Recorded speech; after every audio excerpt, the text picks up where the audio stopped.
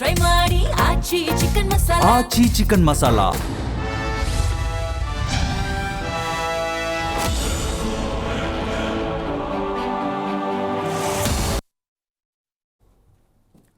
ನಮಸ್ಕಾರ, ಮೆಗಾ ಸುದ್ದಿ ವಿಶೇಷ ಕಾರ್ಯಕ್ರಮಕ್ಕೆ ಸ್ವಾಗತ. ನಾನು ಹೇಮಕುಮಾರ್. ವಿವಿಧ ಬೇಡಿಕೆಗೆ ಆಗ್ರಹಿಸಿ ಸಾರಿಗೆ ನೌಕರರು ಬೀದಿಗಿಳಿದು ಪ್ರತಿಭಟನೆಯನ್ನ ಮಾಡ್ತಿದ್ದಾರೆ. ಸರ್ಕಾರಕ್ಕೆ ಡೆಡ್ಲೈನ್ ಕೂಡ ಕೊಡಲಾಗಿದೆ. ಯಾವಾಗ ಈ ಪ್ರತಿಭಟನೆಯ ತೀವ್ರತೆ ಯಾವಾಗ ಜಾಸ್ತಿ ಆಯ್ತಲ್ಲ, ಆವಾಗ ಸರ್ಕಾರ ಪ್ರತಿಭಟನಾಕಾರರಿಗೆ ಮಣಿದು 26 ತಿಂಗಳ ಹಿಂಬಾಕಿಯನ್ನು ನಾವು ಕೊಡ್ತೀವಿ ಅಂತೇಳಿ ಪ್ರತಿಭಟನೆಯನ್ನು ಕೈ ಬಿಡಬೇಕು ಅನ್ನುವಂಥ ಲೆಕ್ಕಾಚಾರಕ್ಕೆ ಸರ್ಕಾರ ಬಂದಿದೆ. ಬಟ್ ಇದಕ್ಕೆ ಸಾರಿಗೆ ನೌಕರರು ಒಪ್ಪೋದಕ್ಕೆ ರೆಡಿ ಇಲ್ಲ. 38 ತಿಂಗಳ ಹಿಂಬಾಕಿಯನ್ನು ಕೊಡಬೇಕು, ಅದರ ಜೊತೆಗೆ ವೇತನ ಪರಿಷ್ಕರಣೆ ಆಗಲೇಬೇಕು ಅನ್ನುವಂಥ ಹಠಕ್ಕೆ ಬಿದ್ದಿದ್ದಾರೆ. ಸೊ ಹಂಗಾಗಿ ಸರ್ಕಾರಕ್ಕೆ ಸಂಜೆ 4 ಗಂಟೆಯ ತನಕ ಡೆಡ್ ಲೈನ್ ಅನ್ನು ಕೊಡಲಾಗಿದೆ. ನಮ್ಮ ಬೇಡಿಕೆ ಏನಿದೆ ಆ ಎಲ್ಲ ಬೇಡಿಕೆಯನ್ನು ಸರ್ಕಾರ ಒಪ್ಪಬೇಕು. ಕೇವಲ ಬಾಯಿ ಮಾತಿಗೆ ಇರಬಾರ್ದು, ಲಿಖಿತ ರೂಪದಲ್ಲಿ ನೀವು ಅದನ್ನು ಹೊರಡಿಸಬೇಕು ಅನ್ನುವಂಥ ಲೆಕ್ಕಾಚಾರ, ಆ ರೀತಿ ಆಗ್ರಹ ಹಠಕ್ಕೆ ಬಿದ್ದಿರುವಂಥದ್ದು. ಸೊ ಹಂಗಾಗಿ ಸರ್ಕಾರ ಮುಂದೆ ಏನು ಮಾಡಬಹುದು? ಒಂದು ವೇಳೆ ಇವತ್ತು ಸಂಜೆಯಿಂದ ಬಸ್ ಓಡಾಟ ಮಾಡಿಲ್ಲ ಅಂತ ಹೇಳಿದ್ರೆ ಏನೆಲ್ಲ ಸಮಸ್ಯೆ ಆಗುತ್ತೆ, ಅದು ಎಲ್ರಿಗೂ ಕೂಡ ಗೊತ್ತಿರುವಂಥ ವಿಚಾರ. ಇದೆಲ್ಲದಕ್ಕೂ ಕೂಡ ಸರ್ಕಾರ ಗಮನಕ್ಕೆ ಇದೆಯಾ ಇಲ್ಲ, ಸರ್ಕಾರ ಇದನ್ನು ಅರ್ತಿದೆಯಾ ಇಲ್ಲ ಅಂತೇಳಿ.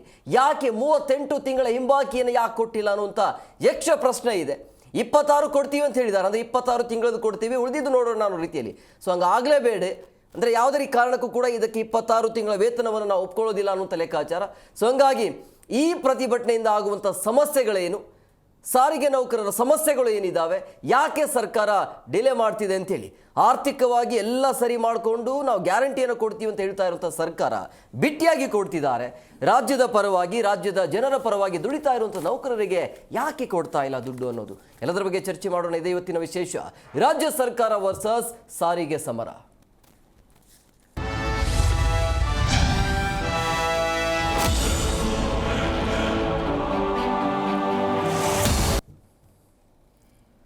ನೋಡಿ, ನಿನ್ನೆ ಸಂಜೆನೆ ಸರ್ಕಾರ ಒಂದು ಅಧಿಕೃತವಾಗಿ ಹೇಳಿಕೆಯನ್ನು ಬಿಡುಗಡೆ ಮಾಡ್ತು.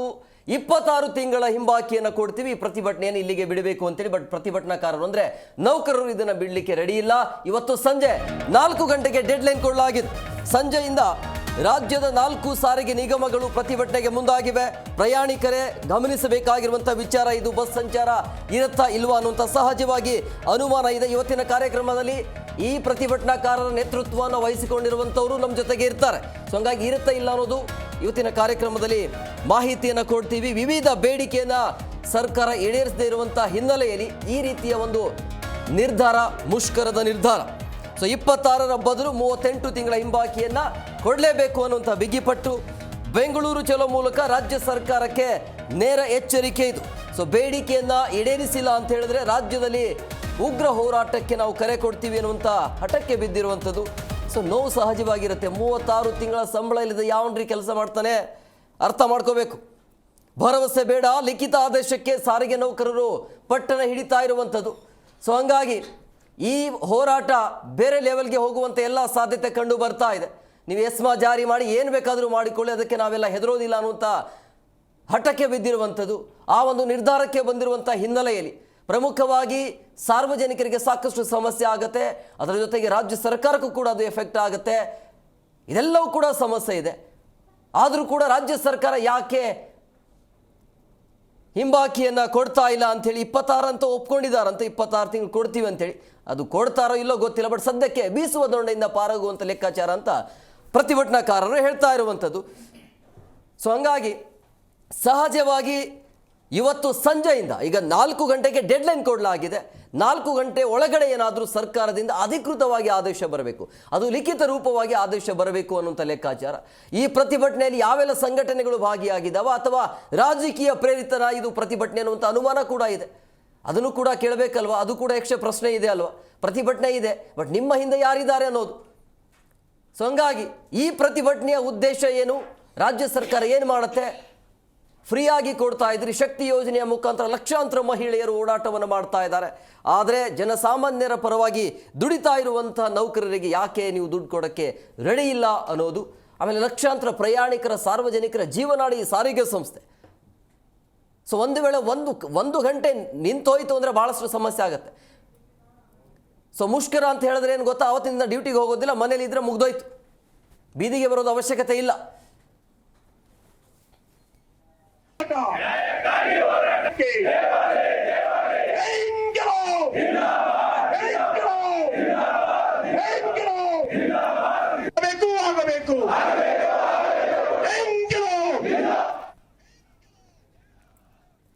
ಈ ಬಗ್ಗೆ ಮಾತನಾಡೋದಕ್ಕೆ ಅತಿಥಿ ಅವರು ಜಾಯ್ನ್ ಆಗಿದ್ದಾರೆ. ನಾನು ಕಾರ್ಯಕ್ರಮಕ್ಕೆ ವೆಲ್ಕಮ್ ಮಾಡ್ತೀನಿ. ಮೊದಲನೇದಾಗಿ ಜಂಟಿ ಕ್ರಿಯಾ ಸಮಿತಿಯ ಸದಸ್ಯರಾಗಿರುವಂಥ ಅಂದರೆ KSRTC ಕ್ರಿಯಾ ಸಮಿತಿಯ ಸದಸ್ಯರಾಗಿರುವಂಥ ಚಂದ್ರೇಗೌಡರು ಬಂದಿದ್ದಾರೆ ಸರ್. ಕಾರ್ಯಕ್ರಮಕ್ಕೆ ಆತ್ಮೀಯವಾದಂಥ ಸ್ವಾಗತ. ಹಾಗೆಯೇ KSRTC ಜಂಟಿ ಕ್ರಿಯಾ ಸಮಿತಿಯ ಸದಸ್ಯರಾಗಿರುವಂಥ ಕವಳಿ ಕಾಯರು ಸರ್. ಕಾರ್ಯಕ್ರಮಕ್ಕೆ ಆತ್ಮೀಯವಾದಂಥ ಸ್ವಾಗತ. ಹಾಗೆಯೇ ಚಿಂತಕರಾಗಿರುವಂಥ ವಿವೇಕಾನಂದ ಅವರು ಸರ್. ಕಾರ್ಯಕ್ರಮಕ್ಕೆ ಆತ್ಮೀಯವಾದಂಥ ಸ್ವಾಗತ. ವಿವೇಕಾನಂದ್ ಸರ್, ನಾನು ವಾಪಸ್ ಬರ್ತೀನಿ. ನಿಮ್ಮ ಫ್ರೇಮ್ ಸರಿ ಇಲ್ಲ, ಸ್ಕ್ರೀನ್ ರೊಟೇಟ್ ಮಾಡ್ಕೊಳ್ಳಿ. ನಾನು ವಾಪಸ್ ಬರ್ತೀನಿ. Yes sir. ಚಂದ್ರೇಗೌಡ್ರೆ, 38 ತಿಂಗಳ ಹಿಂಬಾಕಿ, ಅದರ ಜೊತೆಗೆ ವಿವಿಧ ಬೇಡಿಕೆ ಇದ್ದಾವೆ. 30 ತಿಂಗಳ ಅವಧಿಯಲ್ಲಿ ಅನುಭವಿಸಿರುವಂಥ ಸಮಸ್ಯೆಗಳೇನು ಸಾರಿಗೆ ನೌಕರರು? ಒಂದು ಏನು ಇಂದಿನ 21/1/20 ಏನು ವೇತನ ಪರಿಷ್ಕರಣೆಯನ್ನು ಹಿಂದಿದ್ದ ಸರ್ಕಾರ BJP ಸರ್ಕಾರ ನಮಗೆ ವೇತನ ಪರಿಷ್ಕರಣೆಯನ್ನು ಮಾಡ್ತು. ಅದರ ಹಿಂಬಾಕಿ 38 ತಿಂಗಳು ಅರಿಯಸನ್ನು ಕೊಡಬೇಕಾಯಿತು. ಅಷ್ಟರೊಳಗೆ ನಿಮಗೆ ಗೊತ್ತಿದೆ, ಎಲೆಕ್ಷನ್ ಬಂದು ನಂತರದಲ್ಲಿ ಸರ್ಕಾರ ಬದಲಾವಣೆ ಆಗಿದೆ. ಸರ್ಕಾರ ಬದಲಾವಣೆ ಆದ ನಂತರ ಸರ್ಕಾರ ಯಾವುದು ಮುಂದೆ ಬಂದಿದೆ ಆ ಸರ್ಕಾರ ಈ ಬಾಕಿಯನ್ನು ಕೊಡ್ತಕ್ಕಂಥದ್ದು ಇರ್ತಕ್ಕಂಥದ್ದು. ಆದರೆ ಅಲ್ಲಿಂದ ನಾವು ಕೂಡ ಹೋರಾಟ ಮಾಡ್ಕೊಂಡು ಬಂದಿದ್ದರೂ ಕೂಡ ನಂತರದಲ್ಲಿ 1/1/24 ವೇತನ ಪರಿಷ್ಕರಣೆ ನಮಗೆ ಬಂತು. 1/1/20ರಿಂದ 1/12/31/2023ಗೆ ನಮ್ಮದು ವೇತನ ಪರಿಷ್ಕರಣೆ ಮುಗಿಯುತ್ತೆ. ನಂತರದಲ್ಲಿ 1/1/24 ವೇತನ ಪರಿಷ್ಕರಣೆ ನಮ್ಮ ಮಧ್ಯೆ ಬರುತ್ತೆ. ಆ ವೇತನ ಪರಿಷ್ಕರಣೆನ ನಾವು 24ರಿಂದಲೇ ನಾವು ಒಂದು ಹೋರಾಟವನ್ನು ಮಾಡ್ಕೊಂಬಂದು ಇಲ್ಲಿಗೆ 2 ವರ್ಷ 2 ತಿಂಗಳು ಅಲ್ಲೇ ಕಳೀತಾ ಬಂದಿದೆ. ಇಲ್ಲಿವರೆಗೂ ಕೂಡ ಸರ್ಕಾರದಲ್ಲಿರ್ತಕ್ಕಂಥ ರಾಜ್ಯದ ಮುಖ್ಯಮಂತ್ರಿಗಳು ನಮ್ಮ ಜೊತೆ ಒಂದು 3-4 ಬಾರಿ ಮಾತಾಡಿರ್ಬೋದು, ಒಂದು ಆಶ್ವಾಸನೆಯನ್ನು ಕೊಟ್ಟಿರ್ಬೋದು ಅಷ್ಟೇ. ಇಲ್ಲಿವರೆಗೂ ನಾವು ಇನ್ನೂವರೆಗೂ ಕೊಡ್ತೀವಿ ಅಂತ ಇಲ್ಲಿವರೆಗೂ ಎಲ್ಲ ನಿನ್ನೆ ಒಂದು ಘೋಷಣೆಯನ್ನು ಮಾಡಿದರೆ ಸರ್ಕಾರಿ ಆದೇಶ ಅದು. ಅದ್ರ ಜೊತೆಗೆ 1/1/24 ವೇತನ ಪರಿಷ್ಕರಣೆ ನಾವು 25% ಕೇಳಿದ್ವಿ. ಆ 25% ಜೊತೆಗೆ ನಮ್ಮ ಜೊತೆ ಮಾತುಕತೆಯನ್ನು ಮಾಡಬೇಕಾಗಿತ್ತು. ಅವರು ಮಾತಾಡ್ದಲೇ ಅವರು, ನಿಮಗೆ ಗೊತ್ತಿದೆ, ನಾವು 24 ಡಿಸೆಂಬರ್ ಬೆಳಗಾಂ ಚಲೋವನ್ನು ಹೋದ್ವಿ. ಡಿಸೆಂಬರಲ್ಲಿ ನಡೆದಂಥ ಅಧಿವೇಶನ ಬೆಳಗಾಂ ಚಲೋ ನಡೀತು. ಅಲ್ಲಿ 1000 ಜನ ನಾವು ಅಲ್ಲಿ ಹೋದ್ವಿ. ಅಲ್ಲಿ ಆ ಬೆಳಗಾಂ ಚಲೋ ಇದರಲ್ಲಿ ಅವತ್ತಿದ್ದಂಥ ಕಾರ್ಮಿಕ ಮಂತ್ರಿಗಳಿರ್ಬೋದು, ಅವರ ಜೊತೆ ಹಲವಾರು ಮಂತ್ರಿಗಳು ಬಂದು ನಮ್ಮ ಜೊತೆ ನಮ್ಮ ಮನವಿಯನ್ನು ಪಡೆದು, ನಿಮಗೆ ಸಂಕ್ರಾಂತಿ ಒಳಗಡೆ ನಿಮಗೆ ಸಿಹಿ ಸುದ್ದಿಯನ್ನು ಸರ್ಕಾರ ಕೊಡುತ್ತೆ ಅಂತ ಹೇಳಿ ಕಳೆದು ಇಲ್ಲಿಗಾಲೇ 2 ಸಂಕ್ರಾಂತಿ ಹೋಗಿ ಸಿಹಿ ಸುದ್ದಿ ಹೋದರೂ ಕೂಡ ಇವತ್ತಿನವರೆಗೂ ನಮ್ಮ ಹತ್ರ ಸಮಸ್ಯೆ ಬಗೆಹರಿಸೋಕ್ಕೆ ಇಲ್ಲಿವರೆಗೂ ಸರ್ಕಾರ ಬಂದಿಲ್ಲ. ಹೋದ ಆಗಸ್ಟ್ನಲ್ಲಿ ನಾವು ಇದೇ ಒಂದು ಕರೆಯನ್ನು ಕೊಟ್ವಿ, ಆಗಸ್ಟ್ 5ನೇ ತಾರೀಕಿಂದ ನಾವು ಮುಷ್ಕರವನ್ನು ಮಾಡ್ತೀವಿ ಅಂತ. ಆ ಮುಷ್ಕರ ನಿಮಗೆ ಗೊತ್ತಿದೆ, ಮುಷ್ಕರ ಆಯಿತು. ಹಿಂದಿನ ದಿವಸಲೇ ಬಂದಾಗಿದ್ದು ನಾಳೆ ನೆಕ್ಸ್ಟ್ 5ನೇ ತಾರೀಕು ಮಧ್ಯಾಹ್ನದವರೆಗೂ ನಡೀತು. ನಂತರದಲ್ಲಿ ಇಲ್ಲಿದ್ದಂಥ ಯಾವುದೋ PLIಯಿಂದ ಕೋರ್ಟು ಮಧ್ಯಪ್ರವೇಶ ಮಾಡಿ ಈ ಮುಷ್ಕರನ ಮುಂದೂಡಬೇಕು, ನೀವು ಮಾಡಬಾರ್ದು, ಸಾರ್ವಜನಿಕರಿಗೆ ತೊಂದರೆ ಕೊಡಬಾರ್ದು ಅಂತ ಹೇಳಿದಂಥ ಸಂದರ್ಭದಲ್ಲಿ ನಾವೆಲ್ಲರೂ ಜಂಟಿ ಸಮಿತಿ ಚರ್ಚೆಯನ್ನು ಮಾಡಿ ಅದನ್ನು ಮುಂದೂಡಿದ್ವಿ. ಆದರೆ ಅಲ್ಲಿ ಹೇಳಿತು, ಕೋರ್ಟು ಕೂಡ ಹೇಳಿತು, ನೀವು ಸಮಸ್ಯೆಯನ್ನು ನೀವು ಸರ್ಕಾರದ ಮಧ್ಯೆ ಬಗೆಹರಿಸ್ಕೋಬೇಕು ಅಂತ. ಸರ್ಕಾರಕ್ಕೂ ಕೂಡ ಅವತ್ತು ಹೈಕೋರ್ಟ್ ಹೇಳಿದೆ, ಅವರ ಸಮಸ್ಯೆ ಏನಿದೆ ನೀವು ಕೂತು ಬಗೆಹರಿಸಿ ಅಂತ ಕೂಡ ಹೇಳಿದ್ರು ಕೂಡ ಇವತ್ತಿನವರೆಗೂ ಯಾವುದೇ ಸರ್ಕಾರದಿಂದ, ರಾಜ್ಯ ಮುಖ್ಯಮಂತ್ರಿ ಆಗಲಿ, ಸಾರಿಗೆ ಮಂತ್ರಿ ಆಗಲಿ, ಆಡಳಿತ ವರ್ಗ ಇಲ್ಲಿವರೆಗೂ ನಮ್ಮ ಸಮಸ್ಯೆಯನ್ನು ಬರ್ಸಿಲ್ಲ. ನಿಮಗೆ ಗೊತ್ತಿದೆ, ನಮ್ಮ ಹೋರಾಟ ದೊಡ್ಡ ರೀತಿಯಲ್ಲಿದೆ, ಅದು ಸಂಕಷ್ಟದಲ್ಲಿದೆ. ಇವತ್ತು ಸಾರಿಗೆ ನೌಕರು ಯಾರು ಸಂಕಟದಲ್ಲಿದ್ದಾರೆ ಅಂದರೆ, ಒಂದು ಅವರು ಕೊಟ್ಟಿರ್ತಂಥ ಗ್ಯಾರಂಟಿ ಯೋಜನೆ ನಿಮಗೆ ಗೊತ್ತಿದೆ, ಒಂದು 5 ಗ್ಯಾರಂಟಿ ಒಳಗೆ ಒಂದು ಶಕ್ತಿ ಯೋಜನೆ ನಮಗೆ ಕೊಟ್ಟಿರ್ತಕ್ಕಂಥದ್ದು. ಒಂದು ದಿನಕ್ಕೆ 60ರಿಂದ 70 ಲಕ್ಷ ಓಡ್ತಕ್ಕಂಥ ಹೆಣ್ಮಕ್ಳು ಇವತ್ತು ಆ ಮಧ್ಯೆ ಇವತ್ತು ನಾವು ತಗೊಂಡು ಹೋಗ್ತಾ ಇದ್ರು ಕೂಡ ಅದರ ಭಾಗವಾಗಿ ಇವತ್ತು ಹಲವಾರು ಜನ ಆ ಒಂದು ಶಕ್ತಿ ಯೋಜನೆ ಒಳಗೆ ಸಣ್ಣದಿದ್ರು ಕೂಡ ಇವತ್ತು ಆ ಕೇಸ್ನಲ್ಲಿ ಇವತ್ತು 1000 ಜನ ಅಮಾನತು ಸಸ್ಪೆಂಡ್ ಹೋಗ್ತಾ ಇದ್ದಾರೆ. ಅದು ಸಾರಿಗೆ ನೌಕರು ಆ ಕಷ್ಟದಲ್ಲಿದ್ದಾರೆ ಅಂತ. ಇದನ್ನು ಒತ್ಕೊಂಡಿದ್ರು ಕೂಡ ಇವತ್ತು ಸರ್ಕಾರ ಇಂಥ ಶಕ್ತಿ ಯೋಜನೆ ಮಾಡಿ ಇವತ್ತು ಗಿನ್ನಿಸ್ ದಾಖಲೆ ಆಗಿದೆ. ಸರ್ಕಾರದ ಮುಂದೆ ಹೆಸರೇನಾದ್ರು ಹೆಚ್ಚಿಗೆ ಬಂದಿದೆ ಅಂದರೆ ಅದು ಗಿನ್ನಿಸ್ ದಾಖಲೆ ಆಗಿದೆ ಅಂದರೆ ಅದು ಶಕ್ತಿ ಯೋಜನೆ. ಇಲ್ಲಿವರೆಗೂ ಎಷ್ಟು ಜನ ಹೆಣ್ಮಕ್ಳು ಹೋರಾಡಿದ್ದಾರೆ ಅಂದರೆ 650ರಿಂದ 700 ಕೋಟಿ ಹೆಣ್ಮಕ್ಳು ಓಡಾಡಿದ್ದಾರೆ. ಇವತ್ತು ಅಷ್ಟು ಓಡಾಡಿ ಇವತ್ತು ಸರ್ಕಾರಕ್ಕೆ ಒಂದು ಒಳ್ಳೆಯ ಯಶಸ್ಸನ್ನು ಕೊಟ್ಟಿದೆ ಅಂದರೆ ಅದು ಶಕ್ತಿ ಯೋಜನೆ. ಅಷ್ಟೆಲ್ಲ ಸಾರಿಗೆ 1,15,000 ಜನ ಸಾರಿಗೆ ನೌಕರು ಮಾಡಿದರೂ ಕೂಡ ಈ ಸರ್ಕಾರಕ್ಕೆ ಇನ್ನೂ ಇದಿಲ್ಲ. ಈ ಸಾರಿಗೆ ನೌಕರಿಗೆ ನಾವು ಒಂದು ವೇತನ ಪರಿಷ್ಕರಣೆ ಮಾಡಬೇಕು ಅಥವಾ 38 ಅರಿಯಸ್ಸನ್ನು ಬಾಕಿ ಕೊಡಬೇಕು ಅಂತ ಈಗೇನು ಹೇಳ್ತಾ ಇದ್ದಾರೆ ಅಂದರೆ, ಈಗ ಅದಕ್ಕೆ ಮುಂಚೆ ಆಗಸ್ಟ್ ತಿಂಗಳಲ್ಲಿ ಇದೇ ರಾಜ್ಯದ ಮುಖ್ಯಮಂತ್ರಿಗಳು ಹೇಳಿರೋ ಕೊನೆಯ ಹಂತದಲ್ಲಿ ನಾನು 14 ತಿಂಗಳ ನಿಮಗೆ ಅರಿಯಸ್ಸನ್ನು ಕೊಡ್ತೀನಿ, 27ರಿಂದ ನಿಮಗೆ ವೇತನ ಪರಿಷ್ಕರಣೆ ಮಾಡ್ತೀವಿ ಅಂತ. ಅದರಿಂದ ನಮ್ಮದು ಇರ್ತಕ್ಕಂಥದ್ದು ಈ ಸಾರಿಗೆ ನೌಕರರ ಮಧ್ಯೆ ಇರ್ತಕ್ಕಂಥ 4 ವರ್ಷದ ಒಪ್ಪಂದ. ಒಂದು 4 ವರ್ಷದ ಒಪ್ಪಂದ 20ರಿಂದ 23ಕ್ಕೆ ಮುಗಿಯುತ್ತೆ, 24ರಿಂದ ಸ್ಟಾರ್ಟ್ ಆಗಿ 27ಕ್ಕೆ ಮುಗಿದೆ. ಆದರೆ ಇವರು 27ಕ್ಕೆ ಮಾಡ್ತಾರೆ. ಅಂದರೆ ನಮ್ಮ ಒಂದು ವೇತನ ಪರಿಷ್ಕರಣೆಯನ್ನು ಸರ್ಕಾರ ನುಂಗಕೊಂಡಿತ್ತು. ಆದರೆ ಇಲ್ಲಿ ಇರ್ತಕ್ಕಂಥ ಸಾರಿಗೆ ನೌಕರನ್ನ ನೀವು ಇಷ್ಟೆಲ್ಲ ಶಕ್ತಿ ಯೋಜನೆ ಕೊಟ್ಟಿದ್ರು, ಇಷ್ಟು ಸಂಕಷ್ಟದಲ್ಲಿದ್ದರೂ ಕೂಡ ನೀವು ಅದನ್ನು ಸಾರಿಗೆ ನೌಕರು ತುಳಿತಾ ಇದ್ದಾರೆ ಹೊರತು ಅವರಿಗೆ ಮಾಡ್ತಕ್ಕಂಥ ಒಂದು ವೇತನ ಪರಿಷ್ಕರಣೆ ಆಗಲಿ ಅಥವಾ ಒಂದು 38 ಹರಿಯಾಸ್ಕೊಳ್ಳೋ ಇನ್ನು ಮುಂದೆ ಬರಲ್ಲ.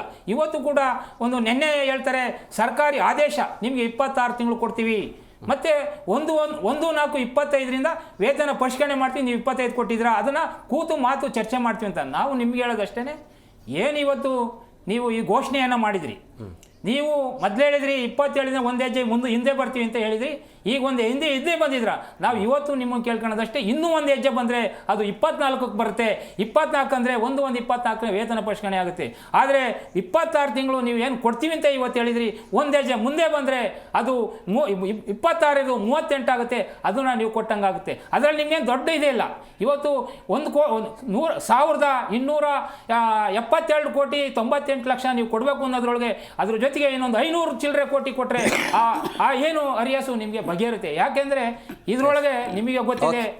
ಬರ್ತೀನಿ ವಾಪಸ್ ಬರ್ತೀನಿ. ವಿವೇಕಾನಂದ ಸರ್, ಈಗ ರಾಜ್ಯ ಸರ್ಕಾರ 5 ಗ್ಯಾರಂಟಿಯನ್ನು ಕೊಟ್ಟು ರಾಜ್ಯವನ್ನು ಸುಭದ್ರವಾಗಿ ನಾವು ಆಡಳಿತವನ್ನು ಮಾಡ್ತಾ ಇದ್ದೀವಿ. ಆರ್ಥಿಕವಾಗಿ ಆಗಿರಬಹುದು, ಸಾಮಾಜಿಕ ಶೈಕ್ಷಣಿಕವಾಗಿ ಎಲ್ಲ ಕ್ಷೇತ್ರದಲ್ಲೂ ಕೂಡ ಅಭಿವೃದ್ಧಿ ಕೆಲಸ ಆಗ್ತಾ ಇದೆ ಅಂತ ಹೇಳ್ತಾ ಇರುವಂಥ ಈ ಸರ್ಕಾರ ಇದ್ದಕ್ಕಿದ್ದಾಗೆ ಅದೇ ಶಕ್ತಿ ಯೋಜನೆಯಲ್ಲಿ ದುಡಿತಾ ಇರುವಂಥ ಜನಪರವಾಗಿ ಕೆಲಸ ಮಾಡ್ತಾ ಇರುವಂಥ ನೌಕರರಿಗೆ ದುಡ್ಡು ಕೊಡೋಕ್ಕೆ ಆಗ್ತಾ ಇಲ್ಲ ಅಂತ ಹೇಳಿದಾಗ ಈ ಬಿಟ್ಟಿ ಭಾಗ್ಯದ ಅವಶ್ಯಕತೆ ಇತ್ತಾ ಅಂತೇಳಿ. ಮೊದಲನೇದಾಗಿ ಈ ಕಾರ್ಮಿಕರ ಈಗ KSRTC ಬಸ್ ಕಾರ್ಮಿಕರು ಏನು ಬೇಡಿಕೆಗಳನ್ನು ಇಟ್ಟು ಹೋರಾಡ್ತಾ ಇದ್ದಾರೆ, ಅದು ಖಂಡಿತವಾಗ್ಲೂ ನ್ಯಾಯಯುತವಾದದ್ದು. ಅದ್ರ ಬಗ್ಗೆ ಯಾವುದೇ ರೀತಿಯ ಗೊಂದಲ ಬೇಡ. ಅವರ ಬೇಡಿಕೆಗಳನ್ನು ಯಾವ ರೀತಿ ಬಗೆಹರಿಸಬೇಕು ಅನ್ನೋದಷ್ಟೇ ಸಮಸ್ಯೆನೇ ಹೊರತುನು ಅವರ ಬೇಡಿಕೆಗಳ ಬಗ್ಗೆ ಈವನ್ ಸರ್ಕಾರದಲ್ಲೂ ಕೂಡ ಅಂತ ದೊಡ್ಡ ಇದೇನಿಲ್ಲ, ವಿರೋಧ ಇಲ್ಲ. ಆದರೆ ಅವರಿಗೆ ಮೂಲಭೂತವಾಗಿ ನೀವು ಕೇಳಿದ್ರಲ್ಲ ಪ್ರಶ್ನೆ, ಈ ಗ್ಯಾರಂಟಿ ಯೋಜನೆಗಳು ಏನು ಮಾಡಿದ್ದಾರೆ ಅದಕ್ಕಾಗಿ ಸ್ವಲ್ಪ ಹಣಕಾಸಿನ ಒತ್ತಡ ಬಂದಿರೋದ್ರಿಂದ ಡಿಲೇ ಆಗ್ತಿದೆಯಾ ಹೊರತುನು ಬೇಡಿಕೆಗಳು ಮಾತ್ರ ತುಂಬಾ ನ್ಯಾಯಯುತವಾಗಿದೆ.